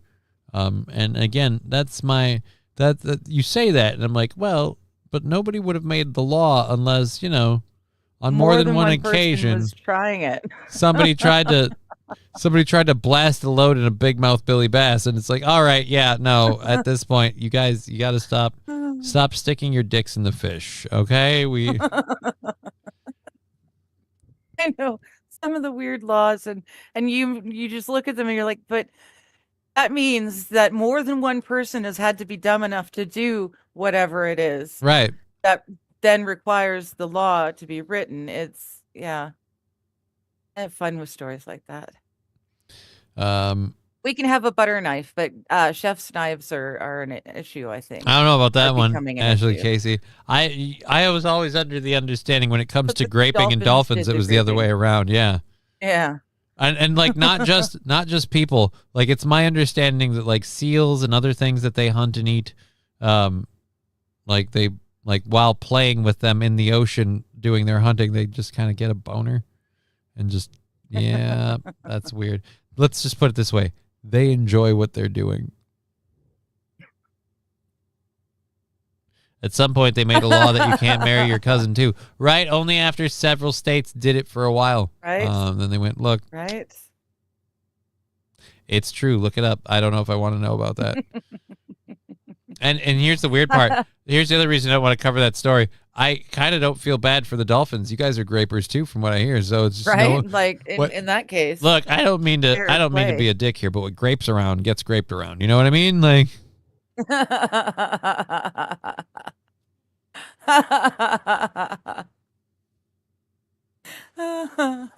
I saw what you guys did to that Meanwhile- porpoise. Meanwhile, we've got Chevy over in the Rumble saying, "Yeah, well, have you seen them carp lips get around 10 pounds? They get tempting." Nope. So just to come at it from the, devil's, whatever it is, the opposite side of the situation there. You can't marry your they cousin, are but tempting. nothing on the books about your aunt. Well, that's even scarier. Let's just be clear. That's even scarier. So yeah. So those guys are that guy is doing 4 years, and then he is forbidden from owning firearms in Canada, which again, I don't know if we need to talk about this or not. Duh. Like you thought shooting your friend in a bulletproof vest was a good idea. I'm going to go out on a limb and say you maybe don't have all of the mental control needed for a privilege like owning a firearm. While they are fun, and while they've been romanticized and fantasized and whatever in movies and shows and stuff, you still got to have a modicum of respect for what you're playing with. Yeah. And treating your friend like the target dummy is not that. Even if you put but we had the vest, we assumed it'd be safe. Yeah, until you missed and hit him in We've the done neck. it before. I was expecting to hear that they and this is weird. I was expecting to hear they gut shot him and his friend took a while to bleed out and stuff. Nope. No, He's again got him in the collar. Yeah. Yeah. Here and this It's is very- I don't feel too bad for the guy though, because again, according to reports, it was don't be a pussy, just fucking do it. And to be fair, the man pulling the trigger was drunk and high on cocaine. Well, both were drunk and high on cocaine. So the fact that he got it in the general vicinity of what he was aiming at is pretty good. But I believe that Scruffy, if he hit the vest, it would have been fine. I'm wondering if he Yeah. hit the vest. And here's the other thing. What if he just shot his friend and put the vest on him and the whole thing's a story?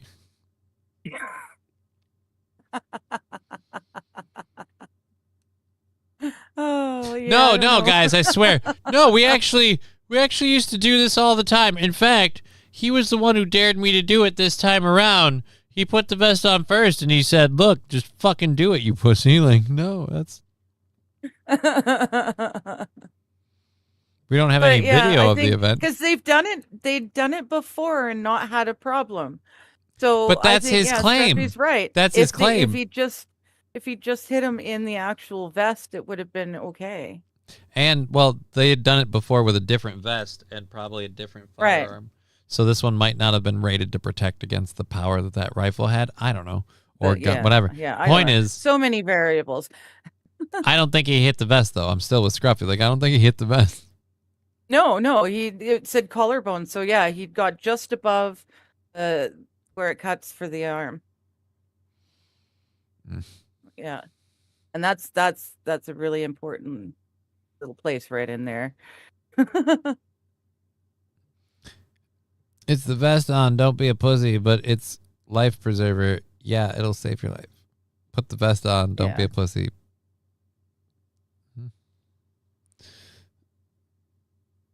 Fuck yeah, the Johnny Show with Digger. That's every Wednesday. Welcome here, Johnny Eights Books. Good to see Johnny 8 Books. I think they did. I think they definitely played rock, paper, scissors to see who got to go first. But unfortunately, they both snorted the rock, so they didn't have... So all they had was paper, scissors. So, yeah, it was a little of a mix-up, and he went first. I regret it. No, I think you murdered your friend, and you covered it up by slapping a vest on him. Go, no, we do it all the time, I swear. This is like a running gig with us. We were shooting each other in bulletproof vests constantly. I swear, we do it all the time. Just ask his friends. You can't ask him because he's dead. Same. The only person who can corroborate my game story is the other player who I have conveniently murdered. But yeah, today is the day. Officer Krupke, good luck. I'll have about an hour and a half between when this show ends and when my show Chatting with Chat starts.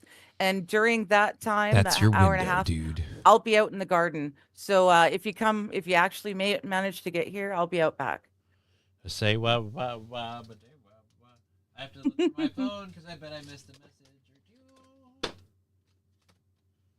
Did I do? Nope. Seems like we're good. Alrighty. Oh, Hablo Pacheco. They're talking about how you can't pray in public in Canada. That hasn't, I spaced for a second. Bill C9 hasn't been passed through yet. It's just about there, but it hasn't been passed through quite yet. But Hablo Pacheco says, I'm going to visit Toronto and pray to Allah just to see the looks on their faces. The thing is, praying to Allah in public is okay. And that's why, that's why Quebec decided to ban praying in public just within the province, because there was so much trouble with so many people praying to Allah in the streets. So I don't think Toronto will be okay with you doing that still. I don't think they're just woke, but not too woke yet. Digger will be trying to blend in with the carrots. I mean, it's the right. I don't know if they're. I don't know if they're in yet. Aren't they still growing? I haven't actually put the carrots in yet. I got to put them in. Yeah. You need those. I've got to go carrots. back to the place and pick up. They didn't have a few veg, so I've got to go back on Friday and spend more money. Shame. All right. So 5 divers recently died in the Maldives, and we have a video of the cave they were diving in. Okay. Yeah, I heard that they died. Do we know how or why? Or I'm gonna guess like they that? ran out of air. We'll see if the video lets that in. Fair enough. Because they dived into a deep underwater cave in the Maldives. This is one of those things where you really I'm not afraid of enclosed spaces, but I'm not going in this. This is crazy. You can't. Yeah, it's like spelunking. I'm not going to spelunk. I'm sorry. Just because there's a hole there doesn't mean I need to go 5 Italian through it. divers died in May while exploring the caves. Local authorities are calling it the biggest diving accident in the country's history. The divers were exploring a cave that reaches 70 meters, about 230 feet below the surface.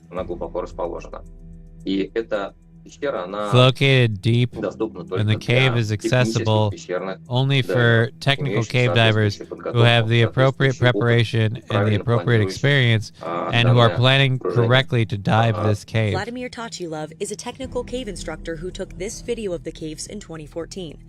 Там не должны оказываться дайверы неподготовленные.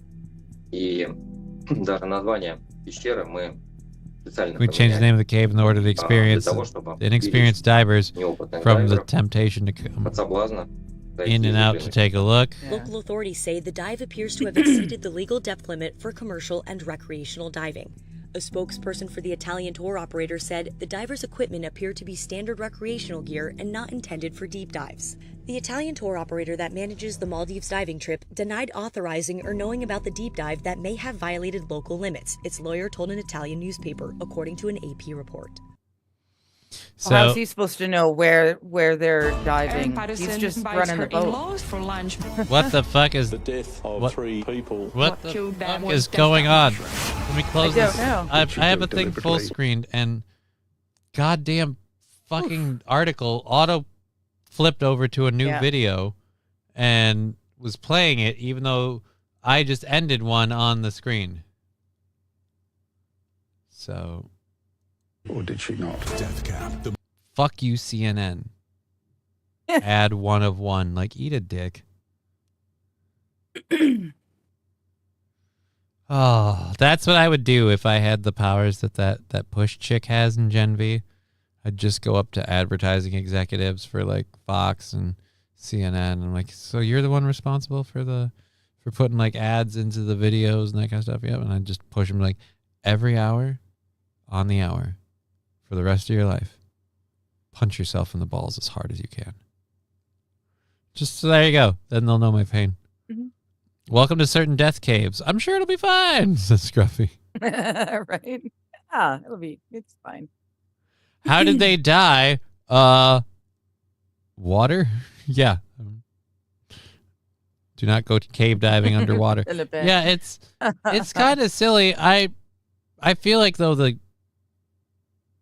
had to have cleared what they were doing with the tour guy, and I bet they wanted to do something they couldn't, so they picked a tour guy. It's like, yeah, fuck it, I'll do it. If they say anything to me, I'll say I had no fucking idea. What do I care? You know what I can't give you back when you're dead? Your money.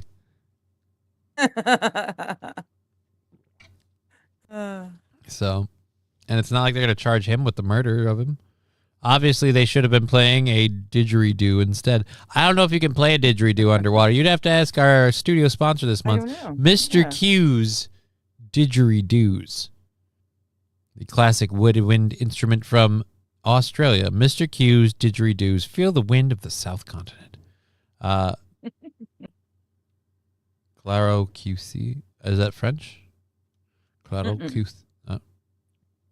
That one's Spanish, I think, but he Okay. was speaking French in the chat earlier, doing a better job than I could have done.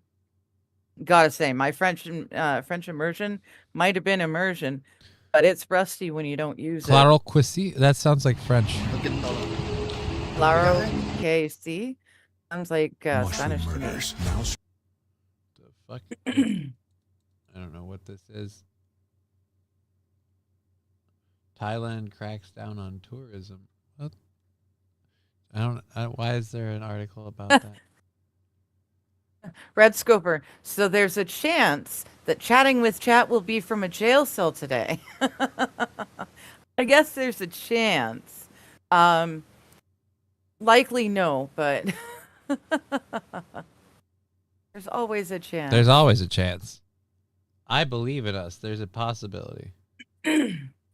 Oh, another ad for this. So, in the latest update on the thing that's going to kill us that they want us to be worried about, Ebola fears are apparently going up higher on the ground in the Congo over the rapid spread of a rare type. Unless something like nefarious is involved, I'm sorry, but it just seems like every time we've had the Ebola scare, like we're about to get from these fine folks here, we also have nothing to worry about in established countries. It's just in these places where they don't have electricity, running water, a lot of medicines easily available. Like they don't have a lot of those benefits. That's where the shit gets really bad. So I don't know, but apparently it's the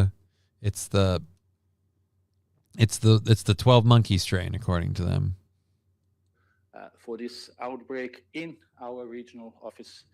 After declaring the FIC, I immediately convened an emergency committee under the IHR, which met yesterday and agreed that the situation is a public health emergency of international concern, but How many people go to the Congo? A lot of people go to the DR. Like, It's a fairly popular tourist place. There's the Dominican Republic is in the Congo? Well, I think it's like, oh God, now I'm going to say something really stupid, but the DR is like a part of that whole area. Just depends on who's in charge of what. The Congo, it's all the same land, but it's been. What continent do you think into we're talking smaller- about right now? With the Africa. Okay, so then, yep. All right, never mind. Okay, then we're on the same page. You know what I'm talking not about? a pandemic. I don't know. I don't know. So. WHO assesses the risk of the epidemic as the But I high just- at yeah, the Congo's national Africa. and regional levels and low at the global level. So far, The Democratic Republic of the Congo, not the Dominican Republic, Johnny. Oh, see, that's why I said she said the DR, and I'm like, the Dominican Republic is in the Congo, and she went along with it, and I went, oh, Oh, I misheard. I'm sorry. okay.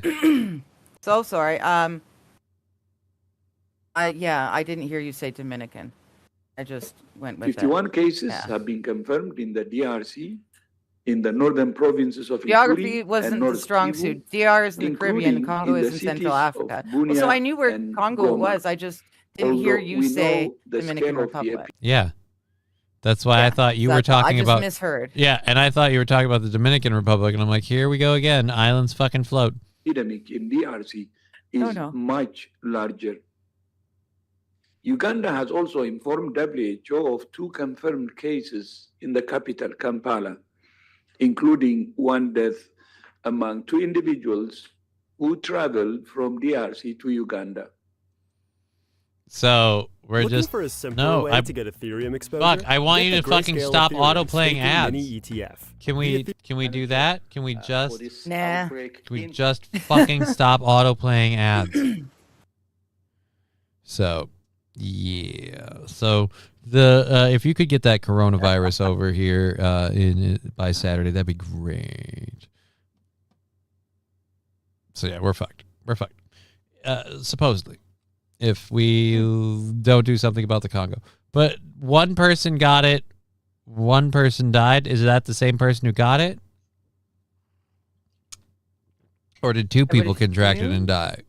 I don't know. If it's just the one guy, I'm not hearing the, like, we really need to be super worried death toll numbers that I was expecting to hear. Yeah. Because he's like, in this place and in this place, it's like 1 person, 2 people. I'm like, oh, okay. But that's not a lot, though. Like, in the grand scheme of things. Right? It's, yeah. Islands float. Say Since what? I was conflating the two. It's a long-standing theory, Rusty Grammar, that islands float. Nuke the Congo and India. I don't know. Can we also get rid of China? If we just get out of the Middle East, I think Israel will do that for all of us. That too. I'm not letting the government lock us down again.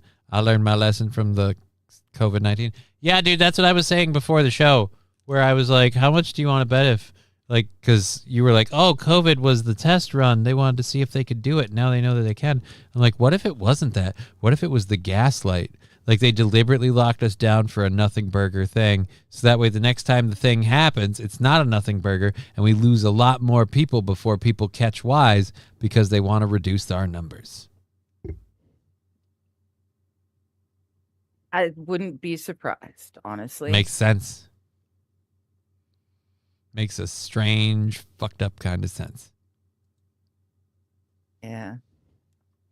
It's just crazy enough to work. It's just crazy no, enough they to had work, to by figure the way. out how humanity would react to such a event. But when I saw all the, thousands of people rioting in the streets day after day after day, and not a single one of them dropped dead from COVID. Not a single By the death time from COVID that- for, like, how does that I said no right from the get-go. Well, but it's just, Right, again, yeah. but by the time that they were rioting in the streets, it was already well past, because there was back and forth stuff from the beginning. First, it's masks aren't effective. Don't buy up all the masks. Hospital staffs need them. Don't get the masks. The masks don't work. Then it's mask. Then it's we have to have 6-foot distancing. But businesses started complaining, but only front to back, not side to side, because we don't want to have to change your checkout lines. Like, it's like, so wait a minute. These rules were completely made up, pulled out of the seat of your pants in the 11th hour, and it's blatantly obvious. By the time rioting was happening, that's where it's just, coronavirus is nothing, and that was the thing. Well, yeah, that's what I was able to point. It was at that point I was able to point out to people. See, look, if it was doing what they say it's doing, this wouldn't be happening. Alan's got some strong feelings about the whole Ebola thing. Hopefully, wow, and then send the F-tards back to replace them. I don't like this. I don't mind the second part of that plan. Wouldn't the waves push them to shore, or is the fact that the waves hit them 360 and stay in place for the floating islands? This is a question for someone smart than me. You want to take that? I don't do floating I don't know islands. what we're talking about. I think we're talking about the floating islands. I'm not sure. Oh, they Yeah, are Rusty too. Grammar. Islands float. Say what? Yeah, Yeah, the waves push them to shore. that's Or what it's the fact that they get I hit from 360 degrees that they stay in place. Well, that's what I was saying this when we had this conversation. I was like, well, why wouldn't the waves just push the islands eventually to shore and then they'd wash up somewhere? And then I had the other one of like, but if the islands are floating, then why is it when the plane lands on the island doesn't tip the whole thing over? A lot of really stupid conversations happened that day. Yes.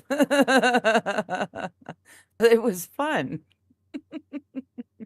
Johnny's onto something. Look up SPARS 25 to 2028. It was a war game that the CDC played under the Biden administration. I don't know if I want to go that deep into the tunnel. Or as Rusty Grammar. So, right. Down the hole. Oh, dear Lord. Scruffy's got a plan. I don't know if I like Scruffy's plan, but I don't hate it either. On just like, hey, let's just lock this down. It doesn't seem like so far with the numbers we're hearing that it's actually a thing.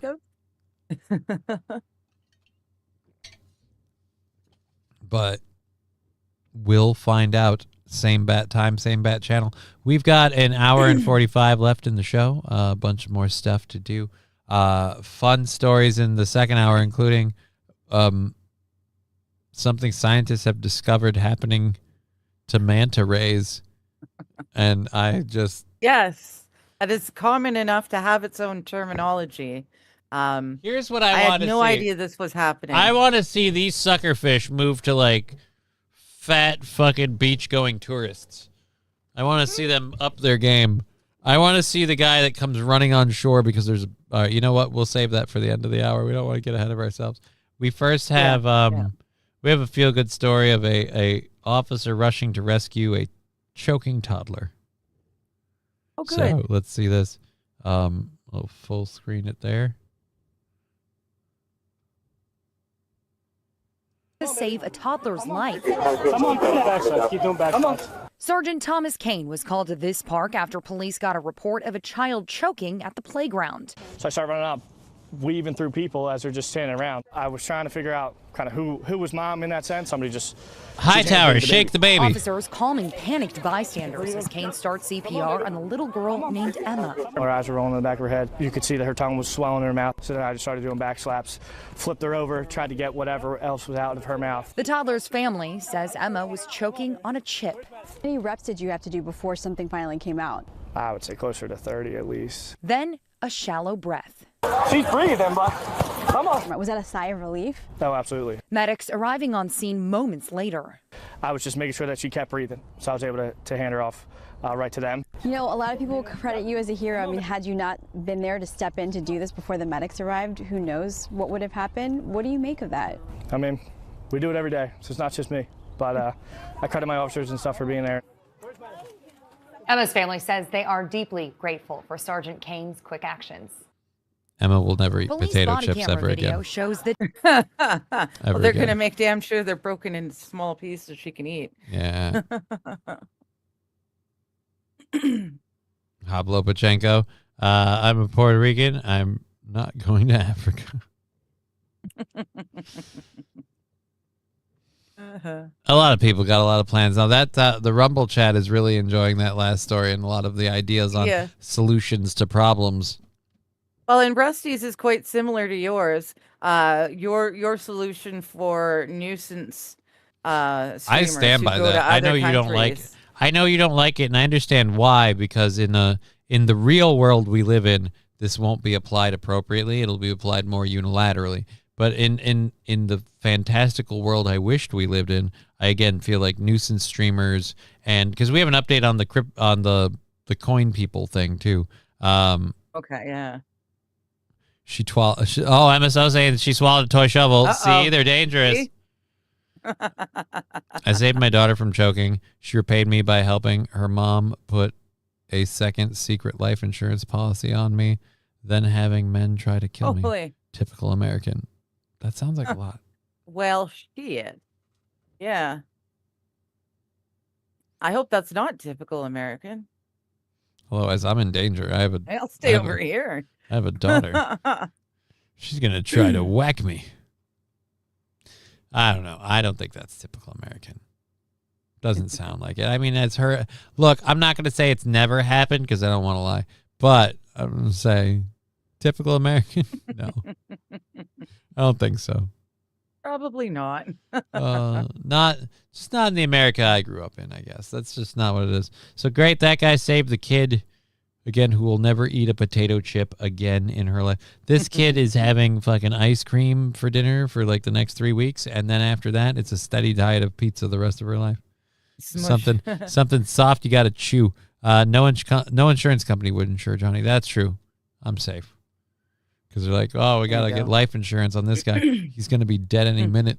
So not gonna get any money out of him. can't squeeze blood from that stone. Wow, the Rumble chat is really, really having a fun one, saying a lot of stuff or writing a lot of stuff I can't read. I agree with Wild though. Whatever the, decision it finally is, we shouldn't waste fuel or ammunition needlessly. Right, we need to save that for like ropes are good. The emerging Mad Max universe we're going to be in next couple Trump of years. has proven that walls work. First of all, fuck Donald Trump. He did not prove walls work. We knew walls worked beforehand. Are they a perfect solution? Do they work perfectly well? No, but they work a hell of a lot better than no walls. Right? Anybody there you go, Scruffy. If walls didn't work, if walls didn't work at all, fences wouldn't exist on cattle farms, okay? If walls didn't work, they wouldn't put animals in pens like horses and things like that. If walls didn't work, every zoo would be an open-air experience, okay? We understand that they work. If walls didn't work, every prison in this country wouldn't exist. Apparently they work. It's just for what solution do they work? Scruffy says swords work too, then they're reusable, and I agree. That's nice. We just didn't. One of my ex's favorite memes or things is machetes don't need to be reloaded. Mm-hmm. Yes. Very true. It was like a zombie survival shirt tip thing. Like that's like my number one weapon is a machete. Machetes don't need to be reloaded.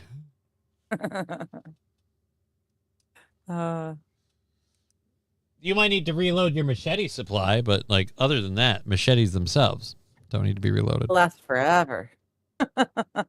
Walls doesn't work. The state is floundering. Oh, dude, the state's been floundering for a while. I see what you did there. Yes. When walls does work, we get tampons in the bathroom. Yeah, but walls, like the physical structure, work. Yes. Yeah, Scruffy. If walls didn't work, why is there a giant ice wall we aren't allowed to go past? Now, I don't believe in the giant ice wall thing, but I have to admit, like, the evidence for and against it is to the point where you could argue it from somebody, but then people will be like, well, what about these photos? Those are all faked, and so there's no way to really prove it to a lot of people. You'd have to go see it. Yeah, nowadays with AI. What are we blocked off on the ice wall? I would ask that, number one. And then number two. The edge. There's the nothingness, because the plate with the ice wall that we're sitting on is sitting on backs of 4 elephants who in turn are standing on top of the mother. I don't know, man. It's just because it's a very, like, all I'm saying is it's a very, very large, far-reaching conspiracy that goes back a remarkably long amount of time to say that we have deliberately misrecorded information with cartographers and things for ages and ages so we can keep this lie under wraps. Like, that's where I get a problem with, like, the idea of Earth being a globe was proven in various ways throughout time, and land masses are recorded. So like the North Pole is this one little thing, and then the South Pole is around everything. No, because the ice wall's in the Antarctic. Technically, in that theory, the ice wall is all the way around everything. But Scruffy is saying it's not the edge. The larger planet we live on is where the advanced aliens live, and they keep us contained within with the ice wall. They keep us within our area. I never heard that theory. I love learning new theories. That one I'm going to say is kind of wackadoo. I'm very curious how it works. I was always told the ice wall went all the way around everything that we are aware of. And if you go up to the top of that ice wall, it's just the empty universe. The UFO, I was about to say USO. The UFO base is beyond the ice wall. Beyond the ice wall. Okay. See, that would blow my mind to get to the top of the ice wall and see something. But it's just on the then- other side. It's just, but then like so much footage and stuff I've seen doesn't make sense. Like it's deliberately set up to mislead you. And that's fine, like today's day and age technology. But like back in the day, like when Columbus and people like that sailed the ocean and charted the earth, like that shit, like that was all set up to, they all skewed that too, because that goes along with the narrative of we live on a ball. And if the ice wall's at the southern continent or the Antarctica, I don't know. This is not the new Digger's Tin Hat segment, but I thought I better just throw the because we're talking about just so that people in general understand that we are not taking any of this as truth. We're having fun. Well, you might as well have all the fun you can, because apparently we live on a giant dinner plate, and any day now, we're just gonna get stuffed in the dishwasher.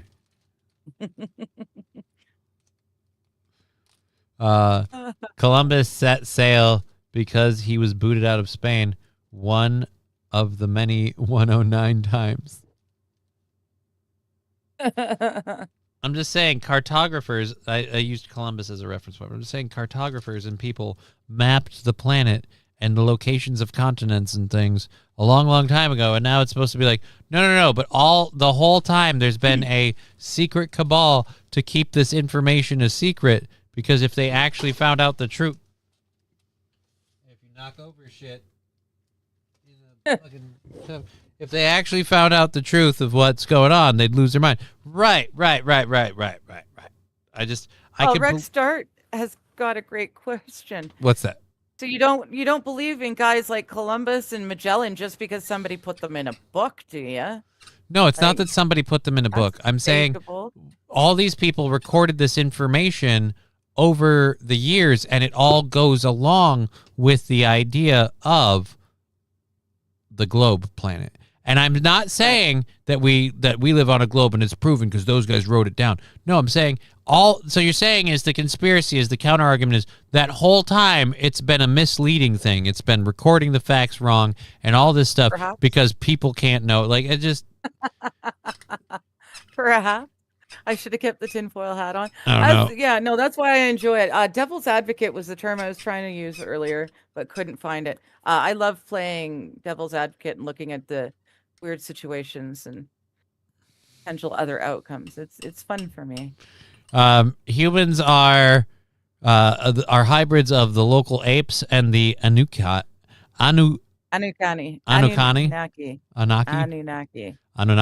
Nanu, that create a slave class to mine precious metals for their ships. So, I mean, I'd believe that. Next, you're going to tell me the Anunnaki are Jews, and I'd be like, all right, well, I guess it's starting to shape up.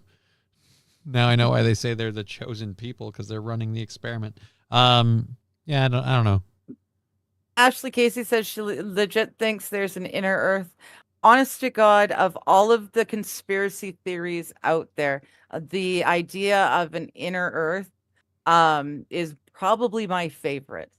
I really love the idea that there's this whole cyberpunk kind of or steampunk sort of, bunch of humanity grown that have done everything in the center of the earth, and we have no idea of each other.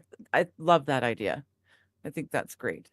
I don't necessarily believe it, but that's the one I enjoy. So I'm with Scruffy. I just want to ride a dinosaur. Right?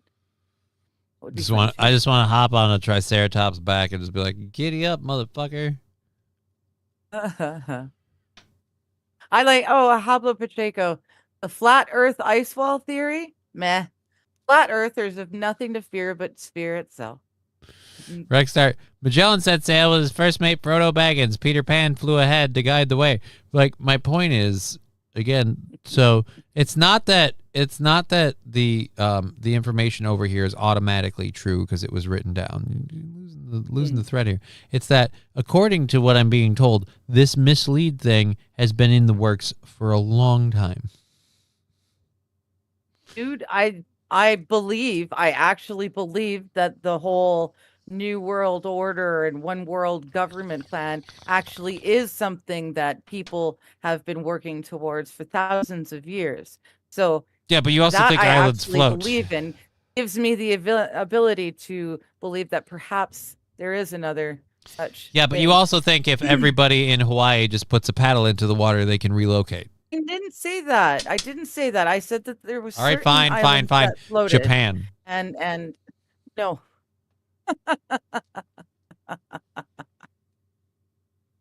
Oh, there you go. I solved it. The Middle Earthers are the ones that came up through the manhole cover to steal food, but they forgot to put it back, and so the lady fell through. Okay. Damned Middle Earthers. It was the mole men coming up for a sandwich. Everybody knows you only get the best sandwiches on Fifth Avenue. All right. Well, all right. I didn't know that. Comically large noses are very alien, says Brian the Science. Well, if that's true and comically large noses are very, very, very alien, then I have to say I think the housemaid from the Alex Murtaugh case the lady from the other... is a literal alien. That lady's nose is so big aliens can land on it. Okay.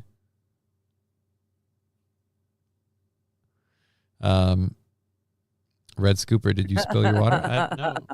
No. I put my stuff back in the cubby hole there, and I had a container of stuff, and it just knocked over. Container of weed tools. I keep them all bundled up in one thing. Most of the history we were taught is a lie. I don't know about specifically 120 years, but the history books are written by the winners. And so you can guarantee we're not getting the other side of anything. And yeah, it's just spoon-fed to us. And St. Caesar's, the New World Order won't work now. 2/3 of the group are dead. 2/3 of the group aren't dead. In my opinion, they're underground. I won't put the tinfoil hat. In my opinion, there's like 13 to 15 factions that have worked together over thousands of years to implement the one world government. One world government, I think. And they'll all fight in the end to see who gets to be the one government. But for now, they've been working together to get it done. That's what I think. I think we should do a different story. We have an hour and a half left in the show. Let's do some more stuff. Oh, let's do this one then that you're looking at. Because this is fun. We'll go to this picture here. All right. So this car is, as many people would recognize, the famous Pontiac Firebird Trans Am used in Knight Rider. This is one of the many like Knight Rider replica cars that exist.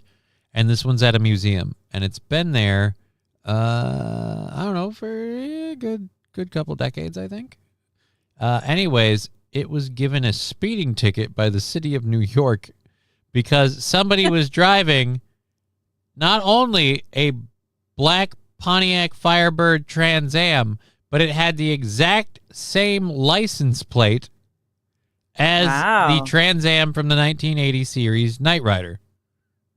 So because of that, they ran a speed cam, and when they pulled the license plate and black Firebird, they ended up writing a ticket for a car that wasn't even in New York and hasn't driven in forever. Yeah. The car was in Chicago in a museum. So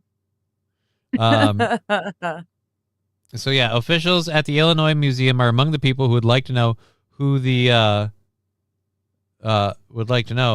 Volo Museum near Chicago, which has a replica of the TV show's Trans Am that hasn't moved from its exhibit in years, recently received a $50 traffic ticket from New York, alleging that its car was doing 36 miles per hour in a 35 in Brooklyn on April 22nd. Yeah, so it's a light speeding ticket The ticket came complete with traffic camera photos showing a black Trans Am with the California license plate Knight, the same plate as the car on the show, and the novelty one on the museum's unregistered car. The license plate is also connected to 5 other unpaid traffic violations in New York since late 2024. City record show. So somebody's got a black Pontiac Trans Am, and they've got Knight license plates, and they just drive around, and they're like, stick it on the Knight Riders tab. That's what I'm thinking. 36 and a 35. That's a ridiculous ticket. Like, no, fuck 36 you and a 25. sideways. Oh, 36 and a 25. Okay. I must have misread. That makes, yeah. That 36 makes and more a sense. 25. It's hilarious that they're like, wait, so this car's in Illinois? Let's send that out. Yeah, I'm sorry, I misread because everyone's like 36 and a 35. Fuck off with that. Yeah, no, it's 36 and a 25.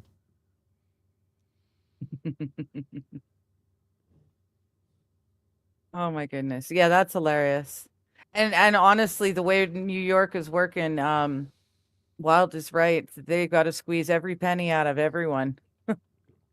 Oh, they're absolutely going to go to they're going to go to the tape with this. I'd love to be the museum fighting it tooth and nail, like, Your Honor, on the day in question, the car you would like to accuse of having committed this traffic violation was in fact in a museum. Can you prove that? Yes, we have the security footage. I have decades of security footage proving that car hasn't moved an inch in almost forever. It's so funny. They got a ticket. Yes, Red Scoper.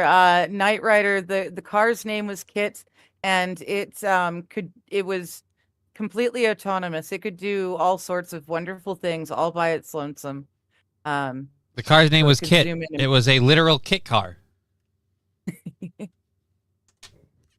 Yeah, it's at the time it made a lot of sense. Had a cat named Kit. Really, was a real Kit Kat. I always wanted to have a cat named Chup. A cat named what? Chup. Chup? A cat Chup. Really? Well, I never did it. I haven't met a cat that can wear the That name embodied the name Chup. Right. Right. I haven't found, because no but cat I always will. thought it would be great if. Because that cat, if it knew what you were doing, would murder you in your sleep. That's what that cat would do. Scruffy, boo. Yeah, I'm a Scruffy, boo. No catch-up. Oh. We're not doing catch-up. No, Dear Lord. Wild. No, they're right. Chup. CHUP, like ketchup. Only this is my catchup. I hate you. And you've thought about that. You're like, that way when people ask, who's this? Like, oh, this is my catchup. My ketchup. Yeah. This is a stupid idea I had in middle school. And you've hung on to it until now. Like I always thought it would be funny. Digger, of all the things that your brain has squirreled away and sadly lost, the whole desire to name a cat Chup is holding tight. Like I just yeah. Sometimes I worry it's not a resource allocation so much as an allocation of resource issue. Okay, then it could be sup. Cat sup. Okay. I don't we always call it ketchup. I can't fucking believe you. Oh wow. That is I am not going to be pro getting more cats for the rest of my life, I think. Like, if nothing else, just because if yours pass, I'm not letting you do this. Yeah. I'm not letting you do this. I've never found a cat that can wear that name. So I've not yet used it. But that's Matthew Q says, next fat orange cat I get, I'm going to name it that. Jump. My mom had a cat named Shitfit, for Pete's sakes. We have fun with our cats. Yeah, no, I named mine after characters on an animated show and a video game and stuff that I like. Or wait, no, I'm confusing Castlevania with Hellsing. So yeah, so it was an animated show. So yeah, no, I don't. I had a cat named Pixel for a long time. Well, for a short time. Why? I love that name because Heinlein, Robert Heinlein, in his books, he has a lot of starter cats, and there was a pair of them named Pixel and something else. And I named mine Pixel, and my brother used the other name. Oh, that sad story. Yeah, I don't want to think about that. How the city linked the plate to the museum was not clear. Well, I mean, when you look for the Knight Rider car, that's probably one of the things that comes up. So they got that. I named my cat Ricky from TPP. Oh, the Trailer Park Boys. Okay. Huh. My grandma called her cat Gypsy because she was always stealing food. See? I call Boo Boo because she's scared AF. She's Look, like a. I'm not saying like a ghost. I'm not saying I'm a better person than Sweetest you. damn cat I've ever met. We named a cat Binks because of the fucking the fucking movie, and I think that Binks might have been a girl, but I'm not sure. But either way, the cat we named Binks was like this solid black stray cat. So my mom liked Binks. So.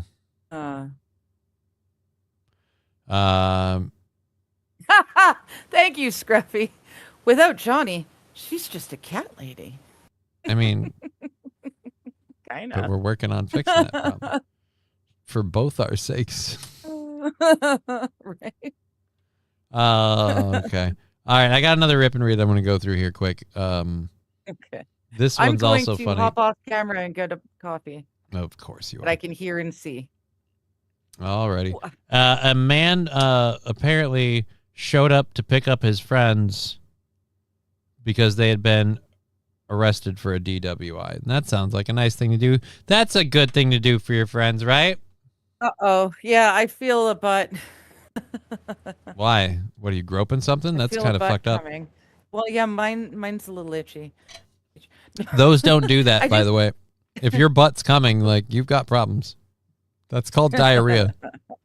That is called shitting your pants. Not a good thing. Not a good thing. Oh, dude. Lexi Vaughn says, without Digger, Johnny is just a cat lady. Yeah.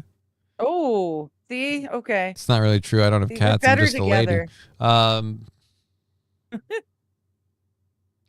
lady. He owns a rat dog. You mean a ferret? Oh, no. He does not own a ferret. Spoiler alert, cats, dogs, whatever. Ferret, superior pet. I'm just saying. I'm saying the ferret is a superior pet. It comes with some issues because, yeah, they have a strong natural scent, but I don't know. you're getting all the affectionate of a cat. You got, like, inquisitive, fun playfulness of a dog. It's all there. It's a great pet. It's a great pet. Ferrets are kick-ass. I knew a girl. She was the younger sister of one of the kids my brother played hockey with. And she went everywhere with this like pink vinyl purse. Mhm. And inside the pink vinyl purse was her pet rat. And this rat went with her everywhere. And it was kind of a cool pet. That's not Kinda the neat. same. Not the same setup as a ferret. I'm Rat gonna be to honest. a ferret?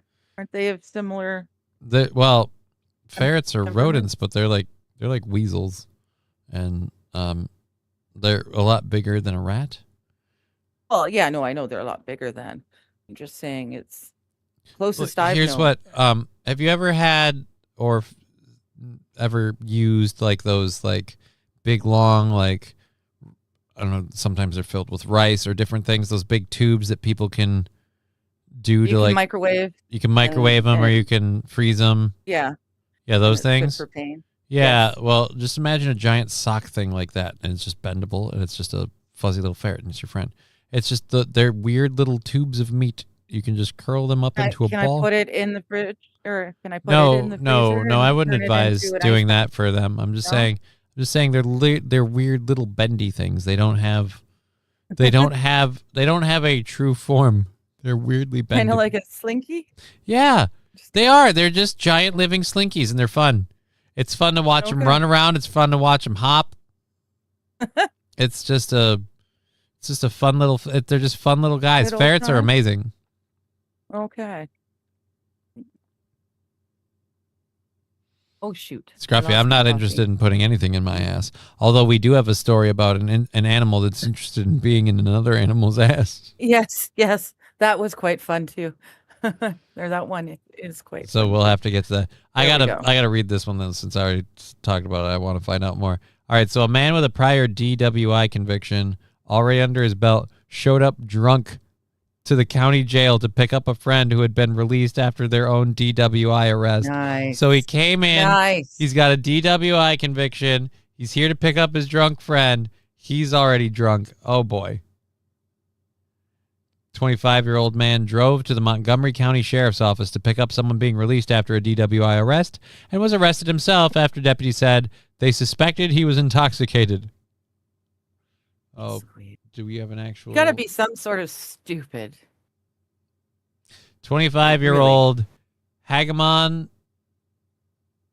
Oh, that's a 25-year-old Who's dumber, Hagamon. the pair that got drunk and high on cocaine and then shot each other in bulletproof vests, or this dumbass who gets drunk, gets caught, and calls his friend, who also is a dumbass and has no license, to come and get him. And said friend is so dumb that they come to get them. Oh, they didn't say he didn't have a license. They said he had a prior DWI conviction, which means he's already been arrested with a driving while intoxicated. That could be a mark on your record. You could have anything from required, like, parole so he may have officer gotten checks or whatever. his license back. Yeah, his license might have got dinged for it. His insurance rates would certainly go up.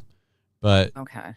But I'll tell you what doesn't He help: doesn't necessarily showing lose. back up to the sheriff's office drunk after having been convicted with a DWI. definitely not. This one's not going to help. Then that's 2 D-dubs. I don't know. Depending on where you're at, that could be a thing that does you down. Cancel each other out. 25-year-old Anton Gilona of Hangman, New York, was arrested on May 16th after he arrived at the sheriff's office and drove in a restricted area instead of using a public parking area, according to... Oh, so he's all kinds of dumb. Oh, yeah.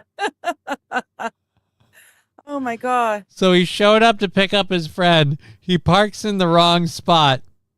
Oh, no. Oh, you were right. DMV records indicate that Gilona's New York State driver's license had been revoked due to a prior DWI-related conviction and a chemical test refusal, the sheriff's office said. Gilona was charged with aggravated unlicensed operation in the first degree, driving with a BAC of .08 or higher, and a DWI first offense, and What did unlicensed the friend operator blow? in infraction. I'm wondering. Do we know what the two friends blew? Like, is the guy who came Each to pick him other, up drunk, but drunker?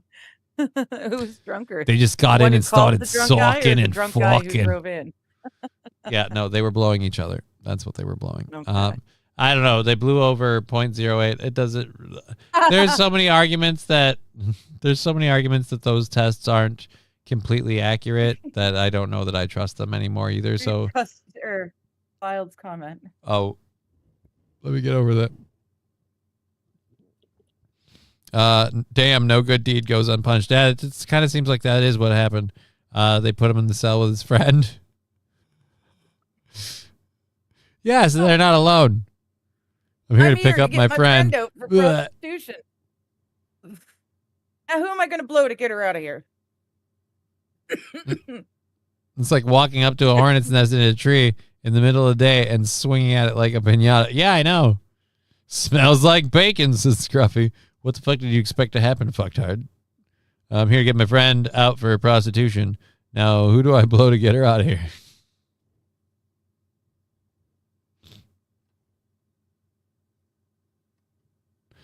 Yeah, I was with Scruffy. You were asking which situation was worse. I was going to say the one where someone's dead. I feel like this is survivable. It's very, very Not funny. worse, It's but laughable.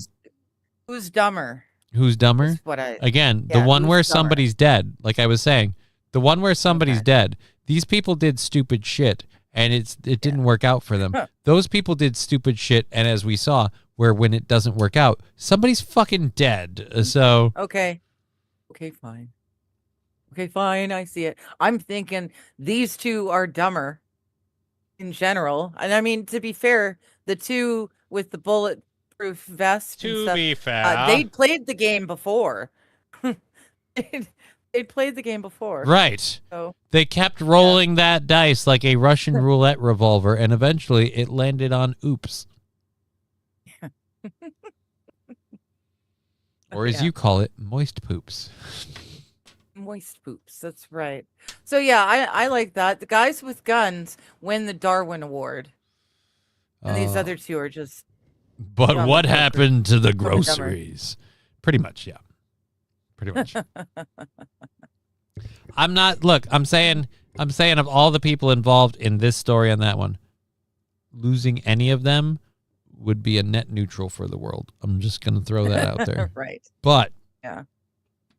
overall, if you're asking me which one's dumber, the one where when we fuck up, one of us or both of us are dead, that one seems dumber.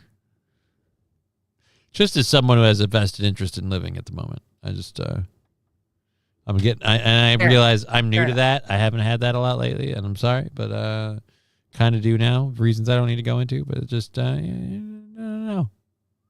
Not going to. All right, there's way more to this story than I thought. They keep going.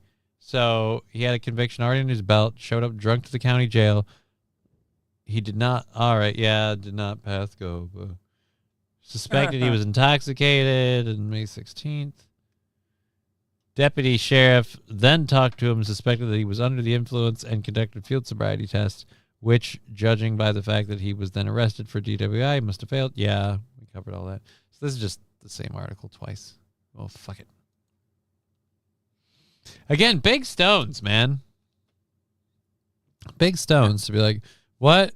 You're getting released today for DWI? Oh, I'll be right there. I just gotta fucking polish off Finish this my Jameson. Check, please. Like, he wasn't even at home. He was at a bar. Where am I right now? I'm not too far from the sheriff's office. Yeah, you know Tony's?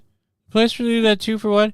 Yeah, there's this fucking smoking redhead that's just been all over me all night. So I've been having a few with them, and oh yeah, no, I'm good to drive. I'm only like really fucked up.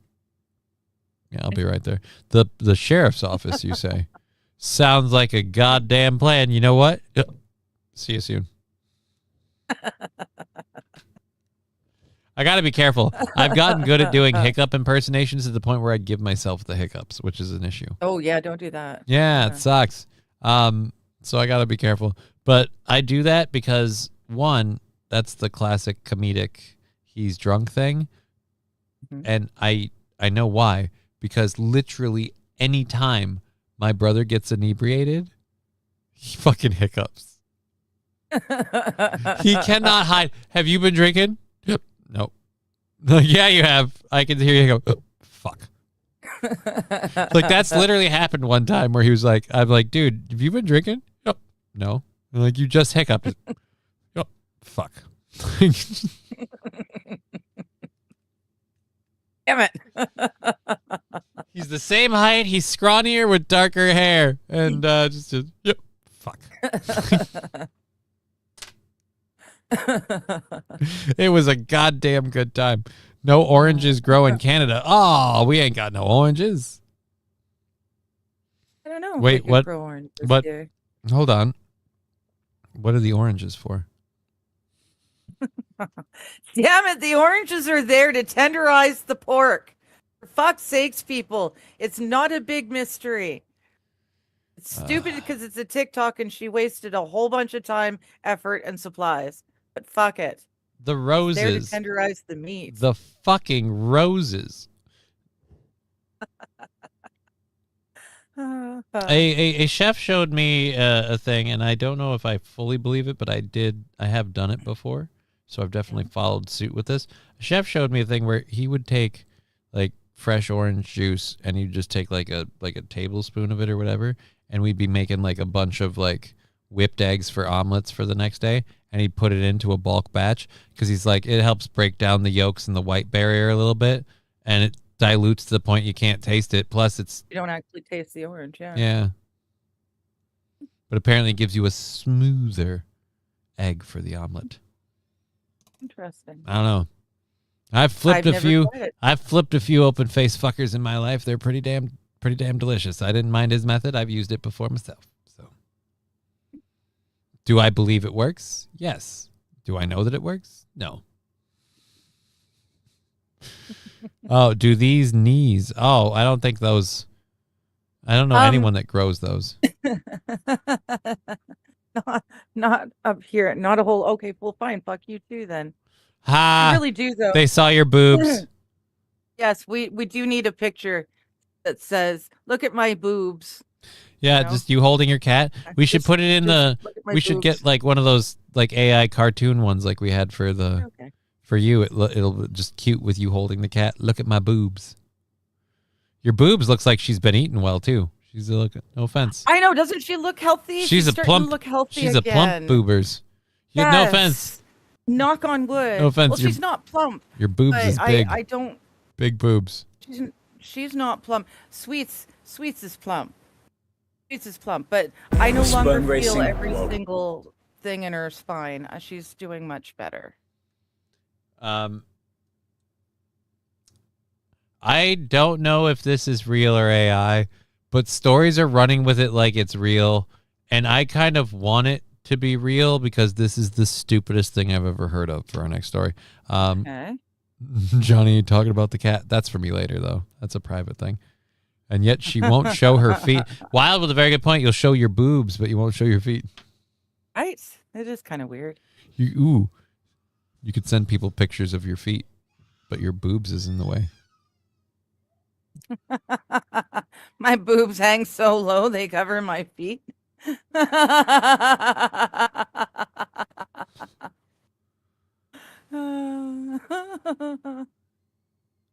Now I'm imagining AI picture of me, but I've got two boobs with her hind ends where my boobs start, and then stretched AI form so that her front paws and face are covering my feet. All right. So here we go. I just found out there's apparently a sperm racing World Cup. There's an ad for it. Like, this is a story. So supposedly this is real. I'm gonna say right now, this is obviously like a movie ad. This isn't a real place, I don't think. But Yeah. unless that's Madison Square Garden, I certainly hope not. The Sperm Racing World Cup. 128 countries. What the fuck is sperm racing? Why is there a world? I don't know. This is getting covered as an actual story. So if this is a fake video, this recruitment video, people are believing this is a real thing. $1,000 grand prize. The highest stakes competition ever conceived. We are searching for the healthiest man alive. Hey, coach, how do you- The healthiest man alive. What do they mean by the healthiest man alive? Like the guy that's got the like fucking the most by what loaded metrics? load? Are we? Yeah. How do Are you we coach genuinely sperm looking for a for race? the healthiest men? It's healthiest men or fastest sperm. There's the two totally different things. Yeah. You get an advantage if you jerk off fast. Well, see, and that's my thing. I think they'd have to get rid of it. That's interesting. Yeah, see, there are so many metrics by which we need to start measuring something that would be considered a sperm race. This has got to be. You know what? gotta I be want on this to be call. a thing. I don't care how it's a thing, and I am offering my services to be the announcer. I would like to call the sperm race. And there they are in the opening wank.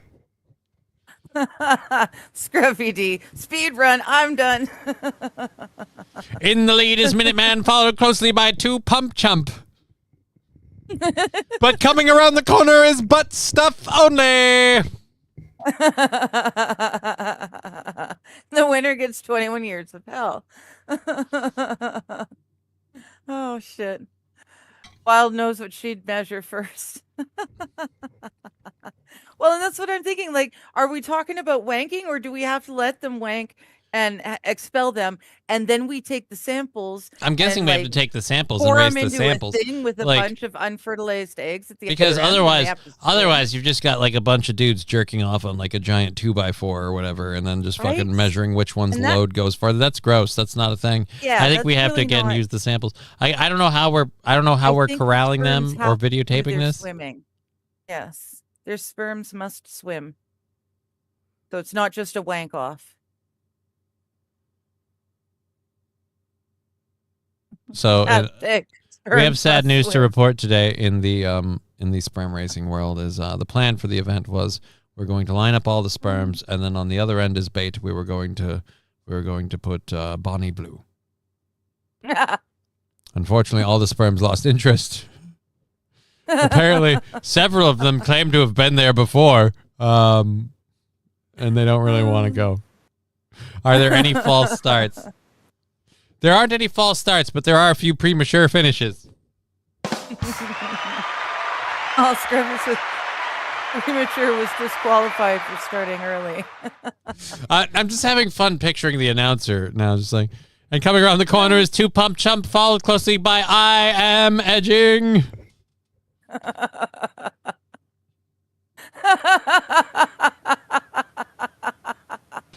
I need the guy who played Niles Crane to be the announcer for this race. I can't remember his name. Why? On Frasier. Why does he need to do it? I don't know, but I'm hearing his voice now, and it's gonna be great.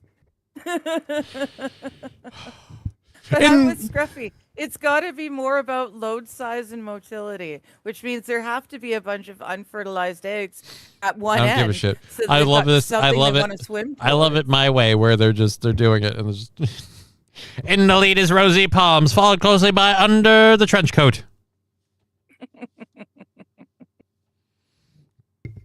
Coming from behind, we've got future dad reaching for smoke.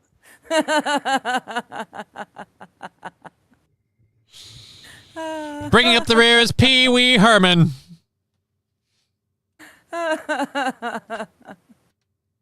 Oh my goodness.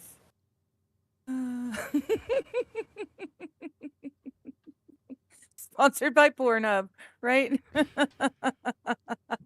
And they're off. The only time you can ever say that about a rock's contents twice. Oh my goodness. Oh, good times. Whew. And we've still got a video to watch. Oh yeah, I'm gonna be honest now. This is their what, recruitment video? Yeah, there's 30 seconds. It's a 45-second video. There's 30 left. I'm gonna be honest. We're gonna hit play. It's not gonna measure up to what I imagined already. Like I'm sorry. I pictured a way better sperm race than anything these assholes are gonna give us. Yes, that's true. You're bringing out microscopes and shit, and I'm like, we need a borderline like auction house barker, like fucking calling this stuff. And here's the other question: do we still use the same gun to like lead the thing? Like how do do little gates open and bell rings? How do the sperm know when to go? Yeah, how do you? Yeah, so I'm thinking there must be a bunch of unfertilized eggs at the other end, and they're just kind of milling around in their little slots, and then you move a wall or something, and suddenly there's unfertilized eggs, and they're off. It's still just worth it for. And by the way, and I don't want this to be a thing, but if they ever redo Look Who's Talking, they have to do that comedically with the conception scene. Because like if you remember, that was a fucking family movie. By the way, that was a family film. Yes. With John Travolta and Bruce Willis as the voice of the baby. And the movie starts with sperm going after an egg like it's a party. Yes. Oh my goodness. His name was Robert Hyde Pierce. Is that it? Sounds accurate. Niles. I just remember that we watched The Perfect Host with him, and I loved him in The Perfect Host. The Perfect Host was a great movie, and he was amazing in it. So David Hyde Pierce. David Hyde Hyde Pierce. All right. There we go. Yes. Lexi Vaughn, what flavor of love him as an autistic are the judges of this race? Kind of salty, but it goes down easier if you've been drinking pineapple juice. That's what I've been told. Will immortalize a nation. Your country is watching. The world is... And in last place, we have Johnny Come Lately. Oh, no. I was hoping someone gave that to you. That's really good. I got to admit, that's a good one. God damn, the last place is Johnny Come. Oh. Oh. Yes. I'm not that quick. I still like bring up the rear is only butt stuff.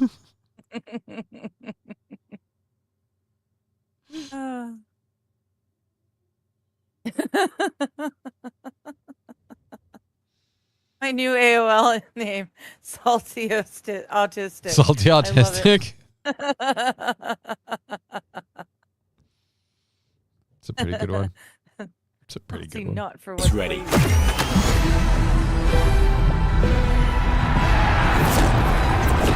This is the funniest fucking commercial ever.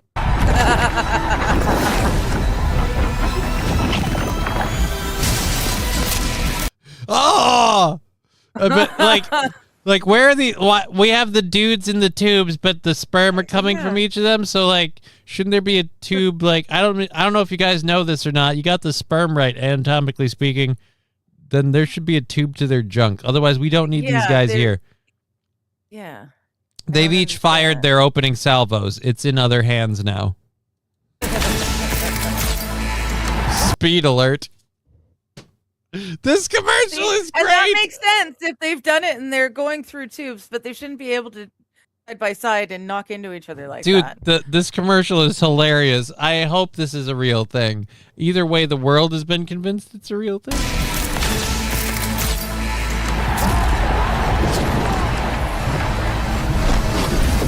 So who's the whore at the end? America. Apply now, Sperm Racing World Cup. There's literally no actual official sports organization, so it's just up to people. Like you're going to get internet dwellers that are signing up for this. Nobody's gonna get a lot of. You're gonna get a lot of interesting people. Oh no. There you go, guys. You can you may have thought your days of being a pro athlete are over. Your days of global domination in the sports arena have ended. But the question is, how strong is your nut? Men of the world are invited to pit their sperm against each other in a race where the owner of the swiftest swimmers takes home $100,000. Dubbed the 2026 Sperm Racing World Cup. It's a science-based competitive sport which will see 128 semen samples, each representing a different country, face off on a microscopic racetrack. They are literally doing a microscopic racetrack.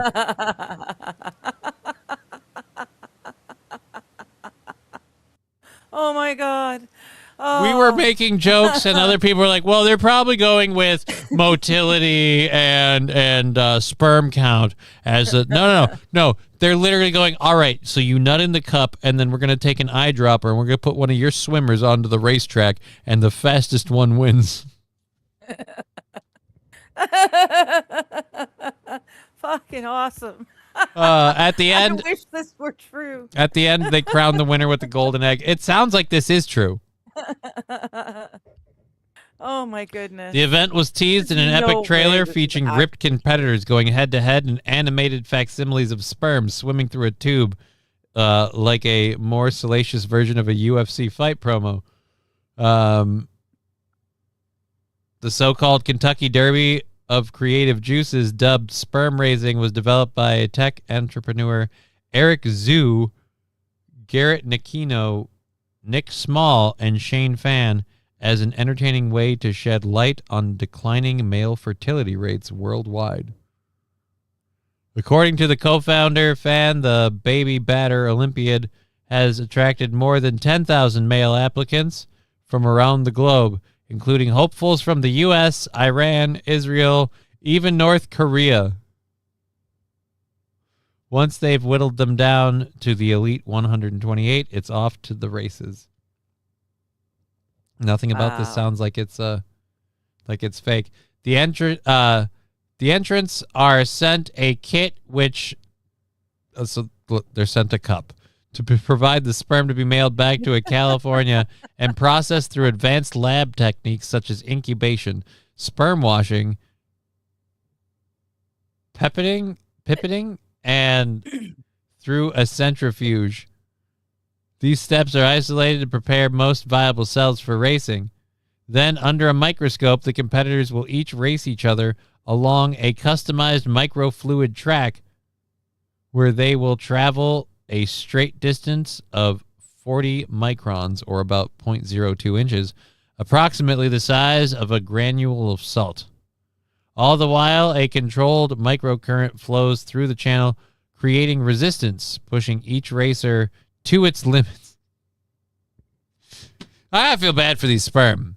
You signed up for a gig. But I thought, like, when you're having to have your sperm checked, you can whack off and thing, but you have to get it back to them right away, and it has to be frozen. And I love shit. the way you say that. Like, Don't ever change. Always enunciate the WH. Whack off.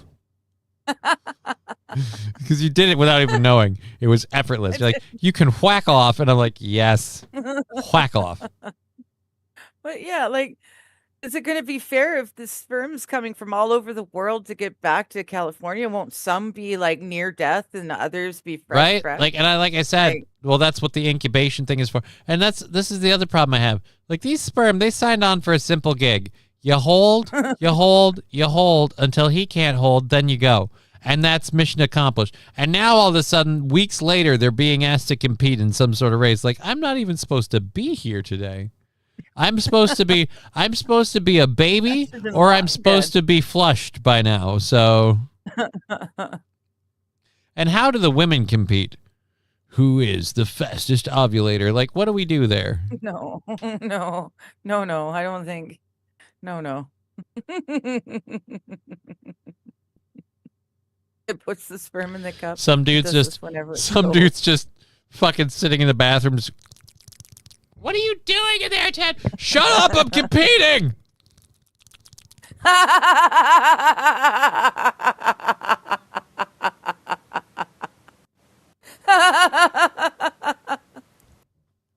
No. I'm representing my country.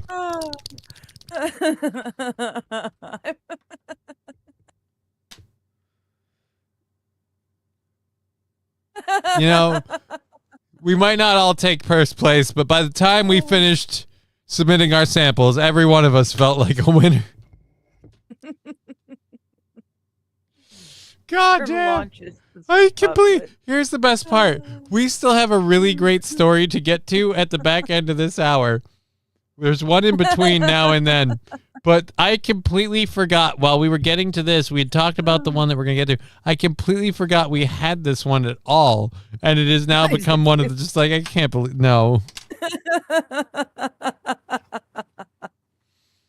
Oh, no. Oh. Oh, man.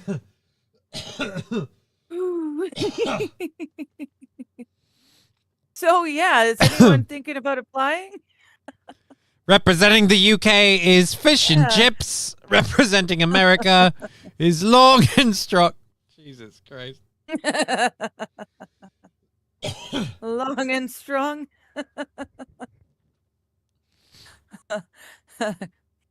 Canadians let her up. And they're off. Oh, shit. Apparently the Somalian representative is retarded. He is just going in circles. That's not going to get him a place at all in the race. Sperm launch is the shot put version. Yeah, no, I just that's the weird part. Like if in order to do this, they had to submit it then and there. So it's like they have to be in those tubes and the doors slide shut, and then they have to, as you would say, vigorously whack off. To like shoot the loads into the machines, and then the sperm go through. It just The whole process, this whole thing, and it's to draw attention apparently to declining male fertility rates. I don't give two shits about that. I'm too busy, too busy picturing the announcer reading off the races. Gives a whole new meaning to buying the box spread. I'll say that. Oh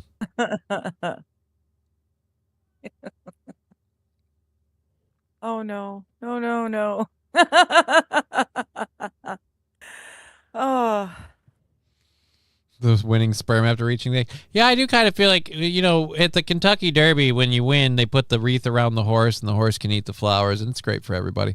But what about the sperm? Like, they get all the way to the end of this tube and it's just game over? Fuck that. No. Well, again, there must be an egg that they will fertilize. What else are they racing after? Like in the Greyhound dog races, they've got the electronic rabbit that runs ahead of them, right? They need to have something to act as the carrot on the stick, right? I would assume that's eggs. So I assume the winner also becomes the dad. I don't know. But it's, again, shoot a load for a hope at $100,000. You know what? My legs don't work, but I have swimmers that made a miracle baby. Maybe I should sign up for this. Hey, there you go. Maybe the story reached me for a reason, and I was, destined. I was destined to compete. And sperm races. It's the weirdest thing. My legs are crippled, but my sperm ain't. I race my sperm 400 microns at a time. For that one nut, I'm free. Like, just, God damn it, man. Oh, jeez. That's the one Wheaties box I don't want. I'm like, right, Alan? My brain is still going through announcer names. Just coming around the corner is Pulling Pud, followed closely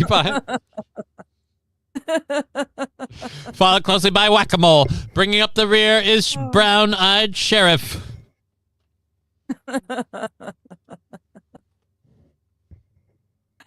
Oh, shit.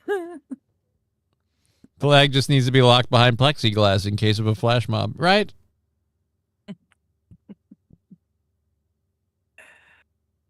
Oh, my Lord.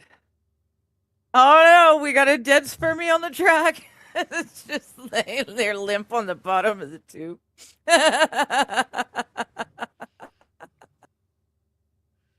Oh. Get up, you sack of shit! I believed in you! I made you! You're from my balls! Like, what the...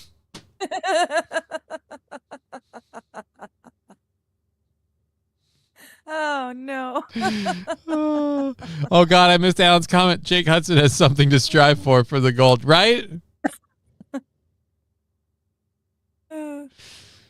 Chalk line sperm on the track. Oh, no. Oh, no. Just laying on the bottom, just occasionally flipping, flopping the tail like a fish.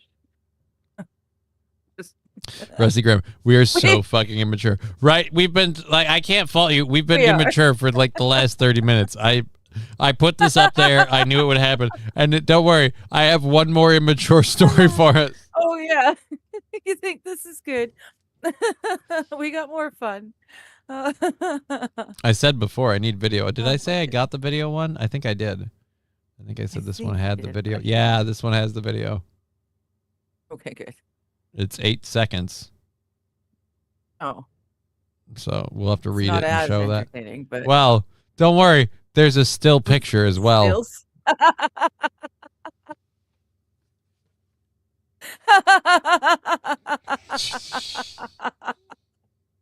That's awesome. If we flip them fast enough, hey, don't worry. We'll get to it. Here, let me get through the Michigan shoplifter story, and then we'll go to this because you are laughing really hard, and I feel like we won't get as much of a laugh the second time around. But if I pull that picture back up, you're gonna giggle again. It's an interesting one. All right, a Michigan shoplifter, thank you, voice crack, was rushed to the hospital after hiding her wine bottle in her body cavity. If we want to guess what that body cavity is, I'm going to go ahead and keep reading. Michigan woman was arrested and then rushed to the hospital. She stole a bottle of wine and hid it inside her, quote, body cavity, cops said.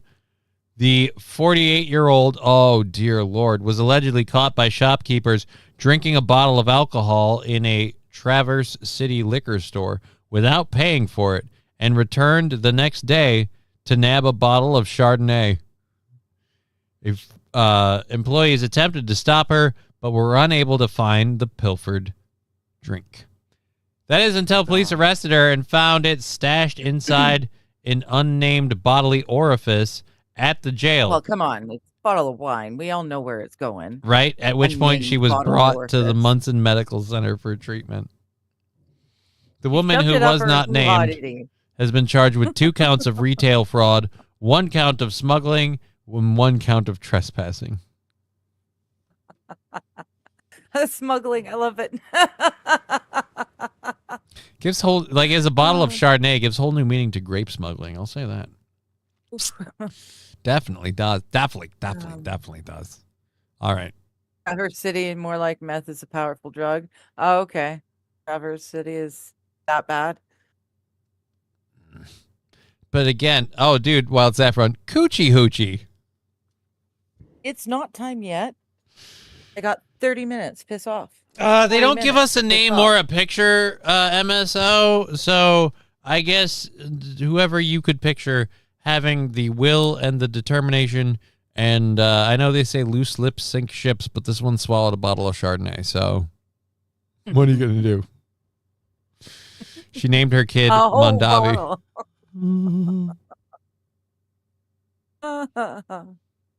Holy shit. The whole bottle. They lied to her. She stuck it up. She was pretty intelligent. She wanted to make sure she had something to grab, so she stuck it up bottom end first. She took the wide end.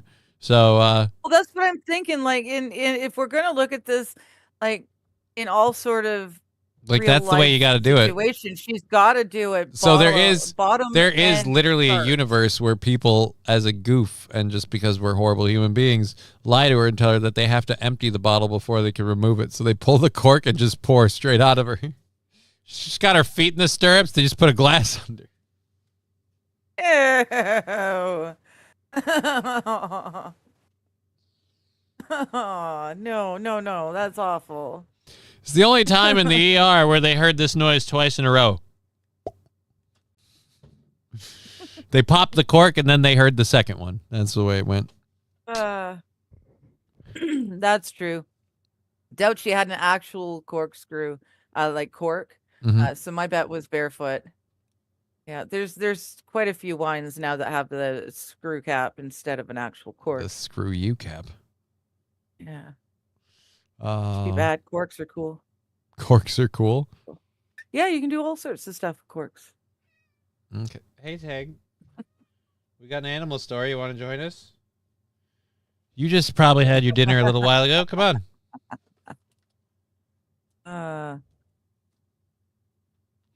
All right, so let's get to this one. The last story of the hour. It's been discovered. Apparently, suckerfish are diving headfirst into unsuspecting manta rays' rear ends. It's not clear if the fish are motivated by food or fear, but either way, it could be very uncomfortable for the rays.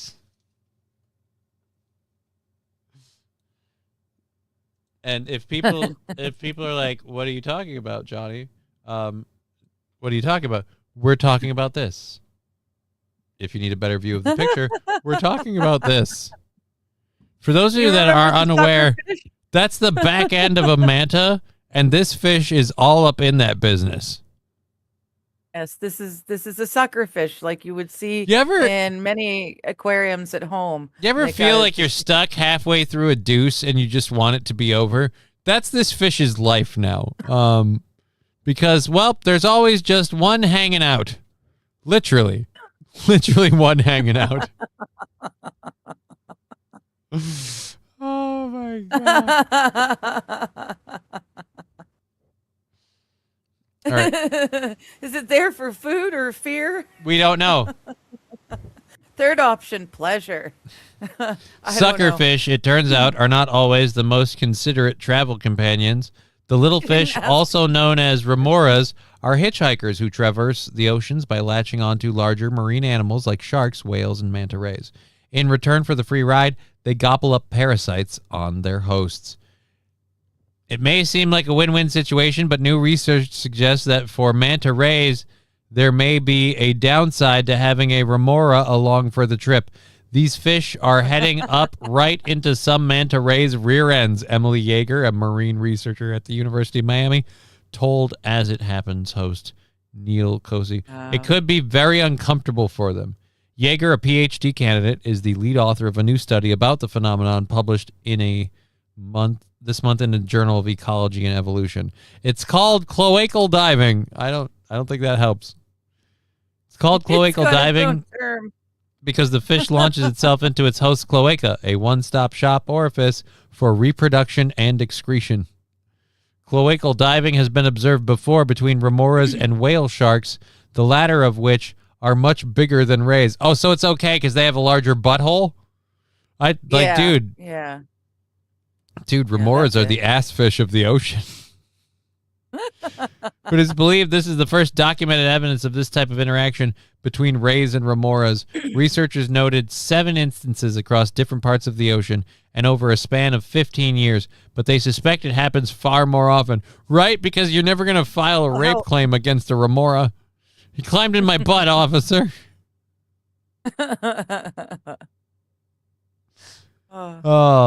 We think it's an underreported phenomenon because sometimes you just see the very tip of the tail poking out of the backside of the manta ray, Yeager said. They're really wedging themselves into that area. Oh, good Lord. Oh, Boo, get off there. Look, guys, these guys not only do they go down the dirt road, they ride deep, okay? Like they ride deep. And they just share this video that says, "Watch a suckerfish in the act." All right, low up. Are we getting an ad? No, we're not.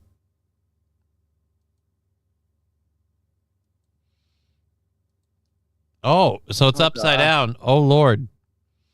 So it's upside down and you see the fish here. That's a normal sight to see. Oh, he's going in. Dude. Yeah. So these fish are just fucking plumbing your butt the whole time? Yeah. No offense. Hot take. I'm not a fan of cloacal diving. Hot take. Just as a general rule moving forward. I don't want things like this is why I fear water, like in terms of swimming in oceans and open places. I already knew about the worm parasite that would swim up your hoo-ha diddy, but now we're doing this one is gonna go in your butthole. Like no, I do not want to be reincarnated as a frickin' stingray. Just be careful of suckerfish. You'll be fine. That poor manta ray is just swimming along, doing his thing. No, I'm totally team remove remoras from the exist. Like, what are they really providing? I feel like a lot of people are like, well, they protect these fish, these sharks by cleaning up all the parasites. Right, but then they also, without, I don't know, even so much as a, hey, how you doing, swim right into your butthole. And how long until that happens to people? I feel like the minute that those fish start going into human buttholes, we'll finally do something. But let it be known, I was here before everyone else, ahead of the tide, calling out these weird butt surfing fish. Every day I learn more and more about the environment, and I'm uncomfortable. Yes. Oh my goodness. So King Kong Dong is asking, just like the regular Olympics, are we going to have special sperm Olympics? Yeah, dude. First the sperm Olympics, now buttfish. Oh dear Lord, chocolate starfish seekers. That's what we have to like. Can we change their names to chocolate?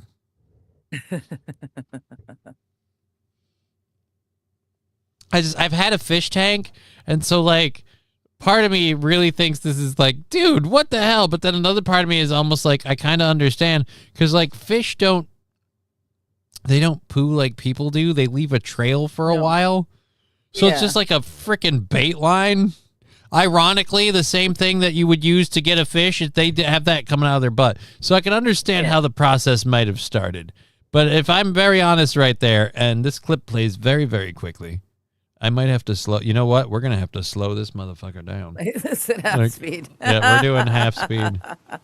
More that options. Was kind of, very, very quick. Very quick. That was, yeah. And dude. Hey, how's your butthole? Like, dude, and they're not lying. He got up in there almost all the way. Here's my other question. How do they get out? Do they just wait for the fish to just dump them? I don't know. Why are you back here, Tony? I dumped you last week. Straight out of my butthole. We were done. I told you. I just needed to ride a little further. Just a little further, man. I said we were through. Yeah, I mean, you would think in a whale shark they'd have the space or a whale to, shark turn around and turn around so that they could swim back out. Really? But this is a very tight You spot. missed it. I threw it right at you. Totally whale did. shark. He's like a whale Did I shark, say and I was whale- like, or a whale shark. Oh, okay, yeah. Get it? No, that's- Fish going in yeah. cloacas, whale shark. And by the way, do sharks have cloacas or straight up buttholes? I thought sharks had buttholes in regular, or are all sea animals cloaca? I don't know how those things work. I don't know. I don't know. You know what I've never had Congress with? A shark. And not planning on it anytime soon, or ever for that matter. So I don't know how that works. Wonder what attracts them, the way they shake. I couldn't look. You can hate me all you want, but did you see the way that stingray was twerking? I wasn't going to say no to that. I saw that. I saw that. Man. I saw that Saw my sweet opening. thing slide side to side, and I'm like, all right, I got to dive in. Like, boom. It is very, very scary, dude. It's very, very scary. Just dude, I played it all the way. He gets all the way up in there to the point where, like, one. That's what the lady said. Sometimes you only see the tip of the tail. Well, no, but like, the tail They must be able disappeared. to get out. First of all, the tail disappeared. The fish definitely felt it. Like that whole thing, like moved. Yes. This manta is now like, wait a minute, what the just happened? What the fuck?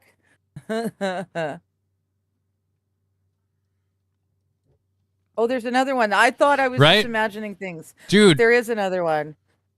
Dude, so what if you get gang finned? Oh, no. Red Scooper, butt stuff animal store. I didn't look for it, okay? It found me.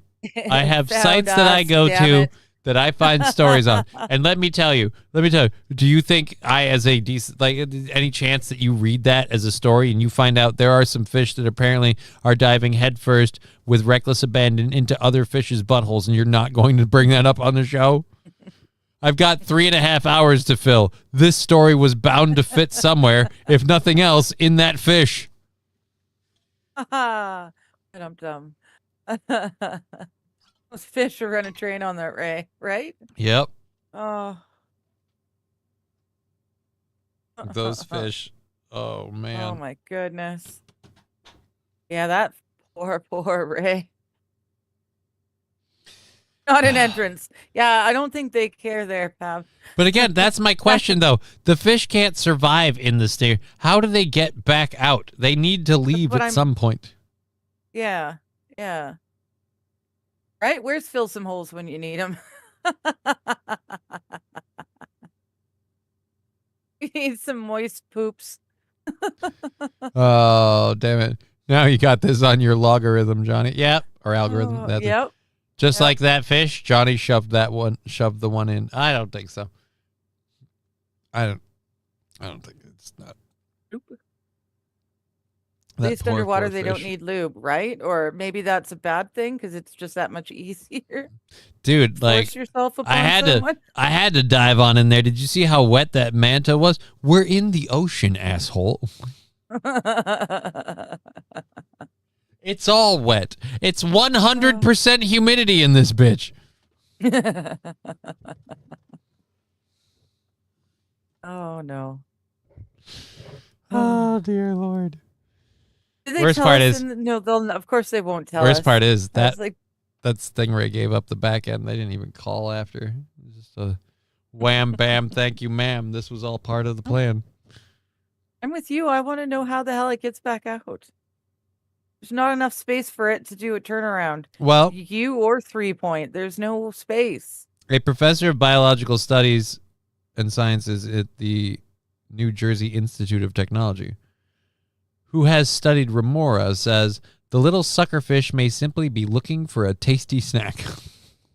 That was what I was assuming. He was looking for some parasites. The behavior is likely coprophagy. Fleming, who was not involved in the study, said in an email, which is Latin for eating poop. Asked about the video of the seemingly spooked suckerfish diving for cover, she said remoras usually aren't skittish around divers. In fact, she says they sometimes even latch a human like any other host. Instead, she suspects the fish was moving fast to get the food before another remora could beat it to the punch. Right?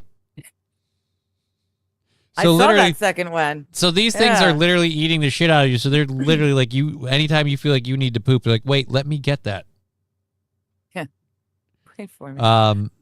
It was moving fast to get there before another remora could beat it. They can be territorial about sharing space on the same host. Great. So the next thing you know, one fish has got a major traffic jam in his butthole because two of these remoras went in at the same time, going, Fighting. "No, you give it up. No, you give it up." I was here first. As weird as it sounds, I honestly have to say I'm not totally surprised by this, she said. Remoras are just that weird.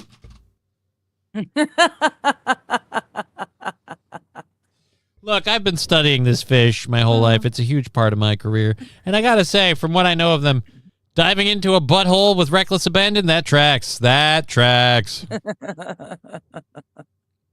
So you heard that they can latch on to humans like any other host.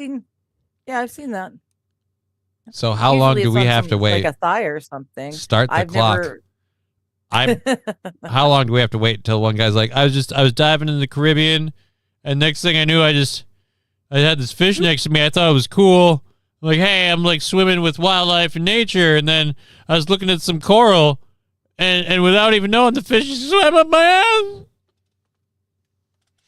I was sodomized by sea life. And the sucking feeling I could feel from inside. It was awful. You ever take a dump? You ever take a dump and then that dump swims up to you, waves, and then swims off? Yeah. Fucker left me cab fare, too. I felt like a real whore.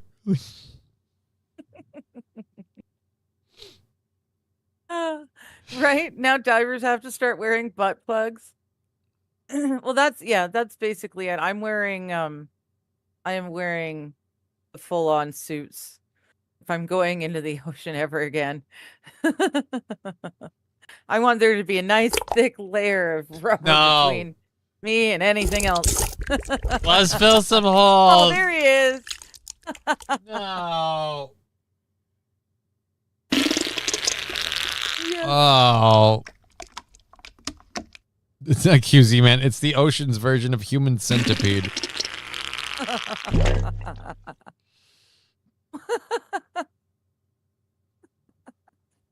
It's what the ocean calls recycling.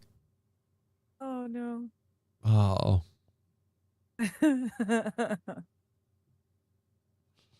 Now I'm like, well, shit, kids, shit. Can I go back to fun. that? Hold on. Go back to that video.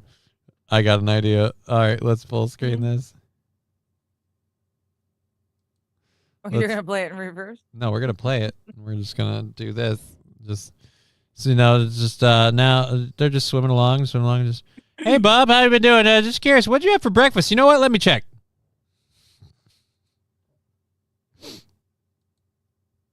Again, just, hey, we're hanging out We're having a good time. He's, hanging out, and then he sees his buddy, and he's like, "Nope, fuck you. This is my spot." Nobody's eating this asshole but me. Turn away. That poor manta ray. Like, what? All the gays are online booking diving excursions there now.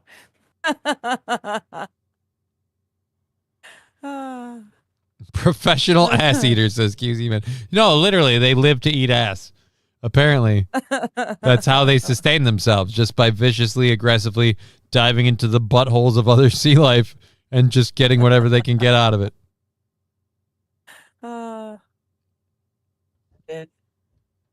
Poor thing. Oh. Yes, it was filled some holes. Thank you so much. Great timing. No, I'm trying to close it. I don't want ads. Running my business without fast, reliable internet. Fuck up. And Rusty's right. It never fails. It always ends up in butt stuff here. Not always. But dude, I can't go through my prep sheets, find a story that, hey, this happens more than you think, and go, oh yeah, I'm just gonna leave that alone. Yeah, I don't need to speak about that. You want to talk about a traffic jam? Having a fish lodged in your asshole, that's a traffic jam. Oh, no. Yeah. I'd say about 90% of the time, the show ends up talking about butt stuff at some point. Okay, Jay, 9.5.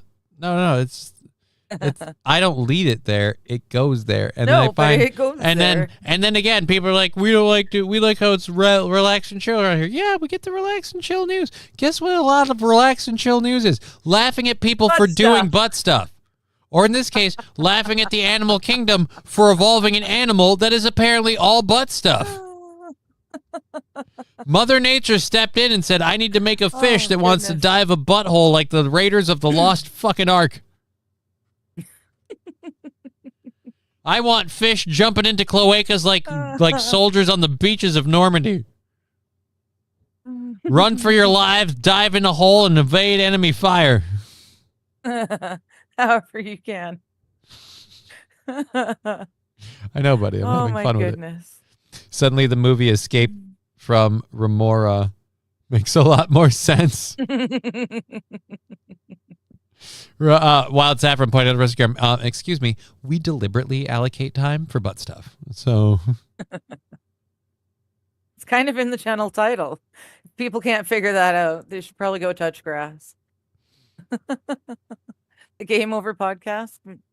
Yeah, no offense. I feel like you've lost life when something plumbs your butthole like that. Game over. Just put me away. I'm done. Oh, okay, I see. I'm not getting up. Yeah. I'm not getting up tomorrow. Because any day from the moment this happens on, it'll just be that many days since I was last anally raped by a fish, and I'm like, it's over. Once a fish has anally raped me, I'm going to go ahead and say there's just nothing we have left to do here worth the experience. Johnny, what about your daughter? She's better off. Her dad got anally raped by a fish.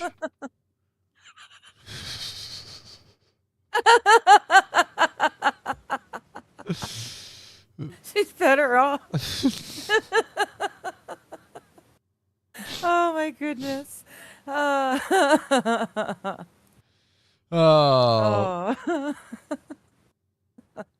All right. I don't know if that. Like a lot of people say, like getting out of hand. The stingrays like are one of those animals that like move because they have to move to breathe and everything. So. They kind of move even when they're asleep. Let me tell you, if you're awake or if you're not awake when that fish begins its run, you're certainly awake after it started. Right. And it really did. Like once it dived up on in there, gonna do it went woof. Yeah, that was fast. That's the problem with living in a literal lubricated environment. Everything slips right on in. You know, for a sea animal, I would have thought his butt was watertight, but nope, not apparently. Nope.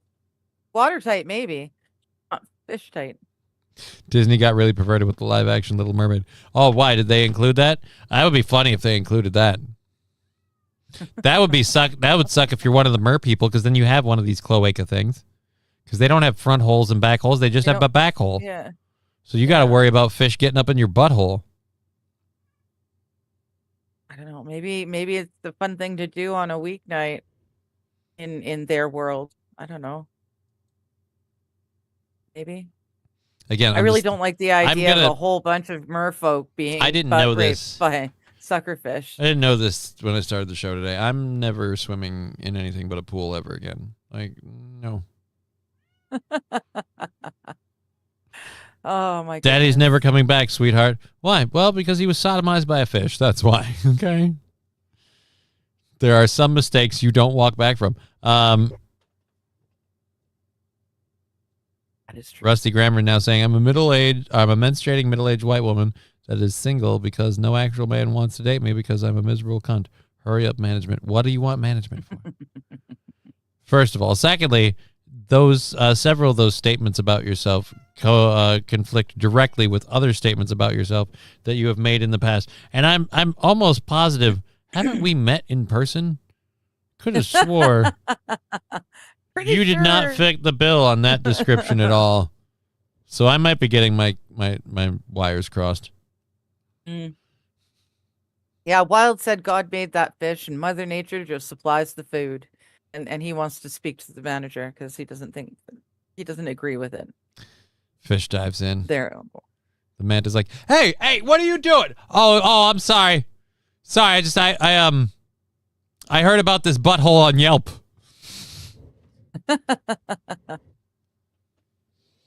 I was having I'd give fish it a and try chips tomorrow. Say it's easier as long as you're not having manta, you'll be fine. Or remora. Actually, I'll go one better. You can eat manta if that's a thing, but you don't want to eat the remora because that's a shitty fish. Right. Right. That's true. Yeah. A literal bottom feeder.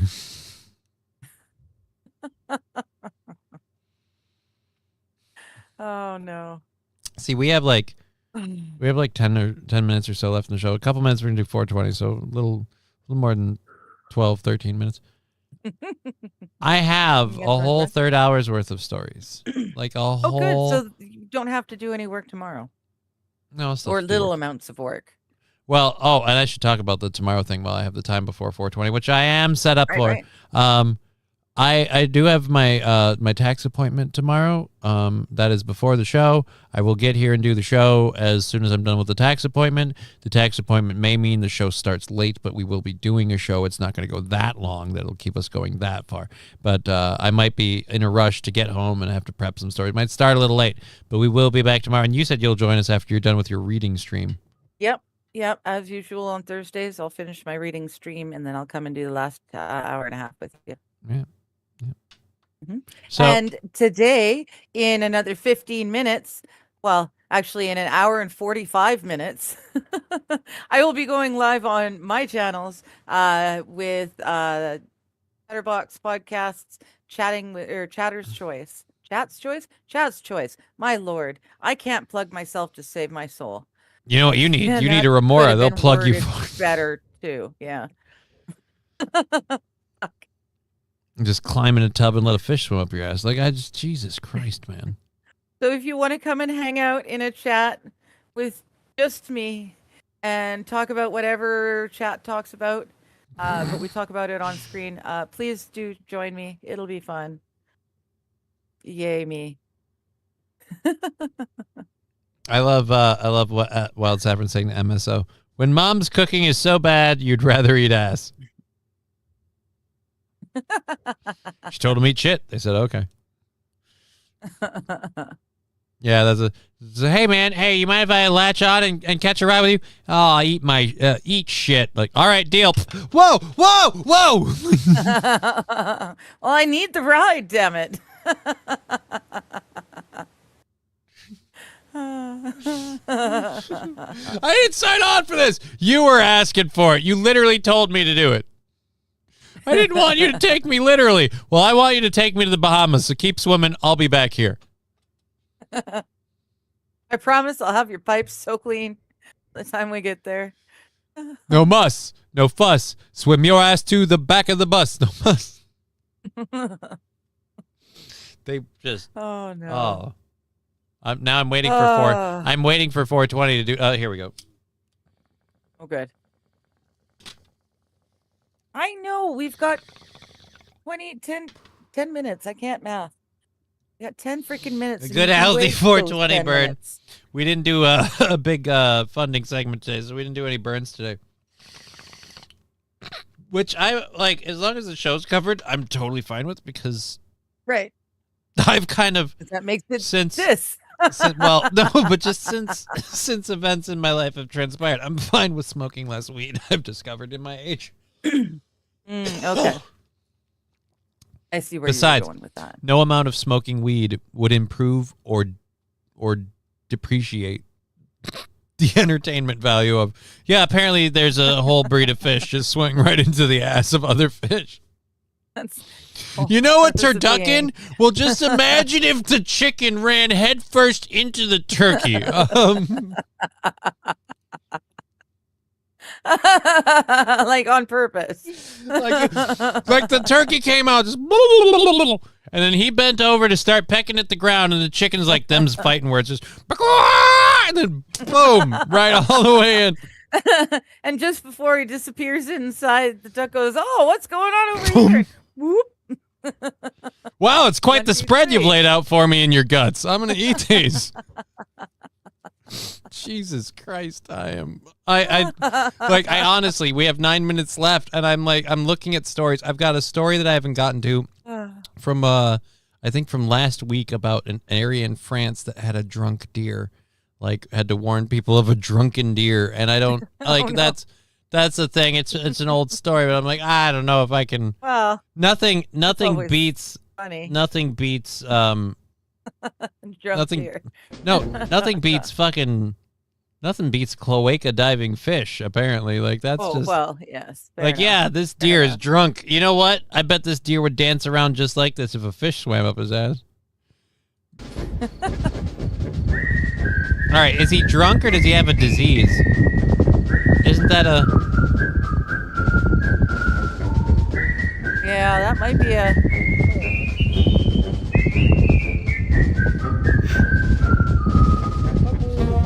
Now, they're saying they believe the deer is drunk and ate fermented fruit.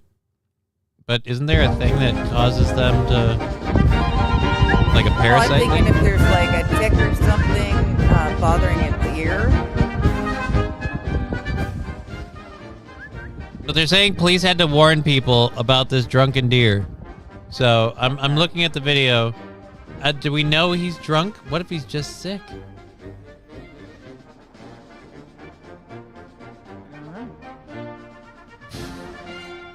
He keeps trying to turn left, but he forgot when he started, so he doesn't know when to stop.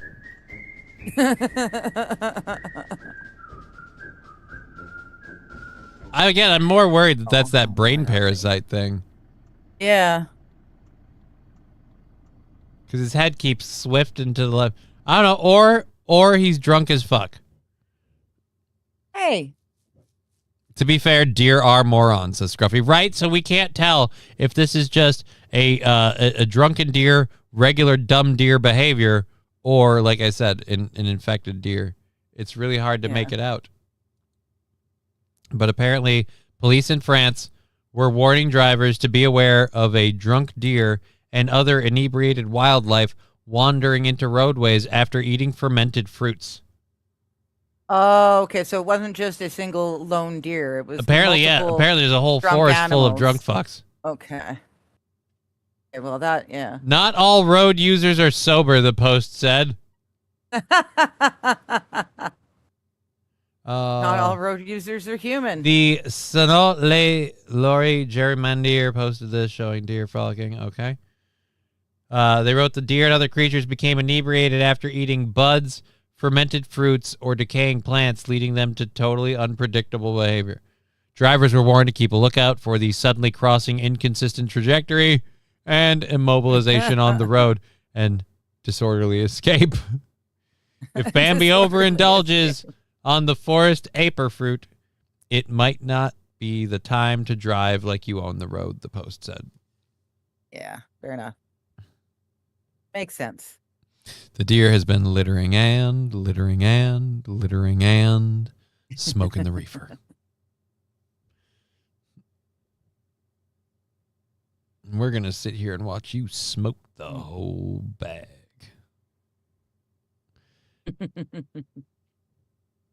Yeah, no, it was Phil Simholes. That was actually France. That was actually France. And that deer is that was actually not retarded. Minnesota. It was Ours are France. just as dumb. Oh, okay. They're just sober. Didn't we talk about the non-tuplets yesterday? Yes, we did. All right, so I can get rid of both of these stories. And yeah. I was going to say we did that. What we didn't talk about, we got like 5 minutes left, so fun animal story stuff. We got 3 different ones. I'll use this one, I think. We didn't talk about this one, which is police are asking, police were called in over a theft of, quote, barbecue goods, and they have found the thief. So they are asking for the public's help. If you know anything about, oh, come on. Fuck you. I guess we'll click it this way. If you know anything about this suspect, you are urged to call the RCMP. Apparently he is a barbecue thief who has been stealing hot dogs. On May 11th, around dinner time, Alberta RCMP in Crownset Pass received a report Crow's Nest. Oh, Crow's Nest. Crow's I didn't Nest. see the S. Crow's Nest Pass. Yeah, I know it. Received a report of theft involving barbecue goods. Officers attended the area in search of a suspect describing having red hair, being short in stature, and wearing a thick coat. After a brief investigation, the suspect was located, attempting to conceal the evidence nearby. Oh, that's awesome. He looks so happy. He's smiling. He's just He does, like, I got yeah. hot dogs. This is cute. Oh my goodness. It's just, and he's just so like he looks mischievous, but again, it's like you're not taking my fucking hot dogs. Yeah, no, fuck that. I got them. They're here. They're mine. I stole them off the grill fair and square. There was nobody to stop me. Fuck you for trying. So yeah. I'm fairly sure he's got all 6 of the pack in his mouth. Well, he's got every one he can logistically fit in there.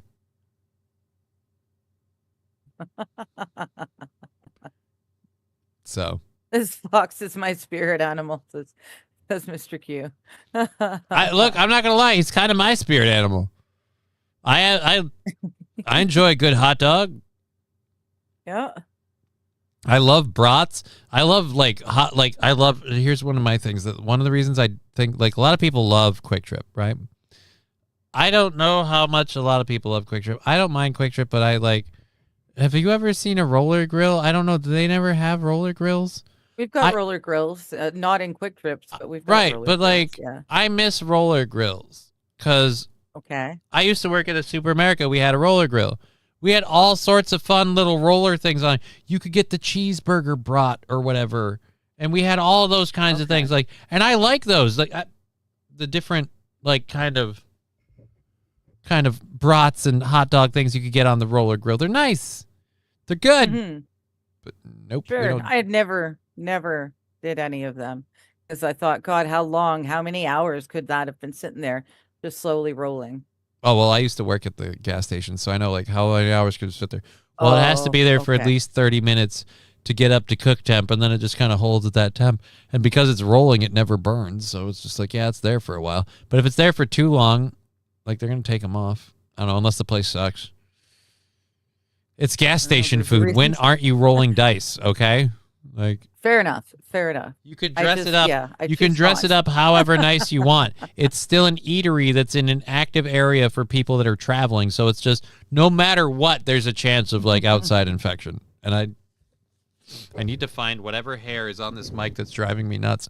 We have a minute left. I'm going insane. MSO, what does the fox say? He can't say shit. His mouth is full. So he's that's what the fox says. The fox says literally fuck all. He He has a mouthful of hot dogs. He ain't saying dick. So yes, you're on tonight. I am. I'm back tomorrow at some point, and you'll be back tomorrow on this show at some point. Yep. It was a pretty chill day, so thank you all for being part of that. Thank you. Thank you. My ab workout. I got extra ab workout today. Nice. Thank you. Thank you. Actually, I can't take credit for that. That was mostly the ass diving fish that did that for you. Well, that and the sperm race. The sperm race really got me. Oh. Yeah. It did. I really enjoyed the sperm race. Yeah, she did. That tickled my funny bone in just the right way. Okay. Well, you enjoy your show this evening. We'll be back tomorrow. Thank you. We've been Johnny. She's been Digger. You've been an audience. Bye. We'll see you later. Hey, did you hear about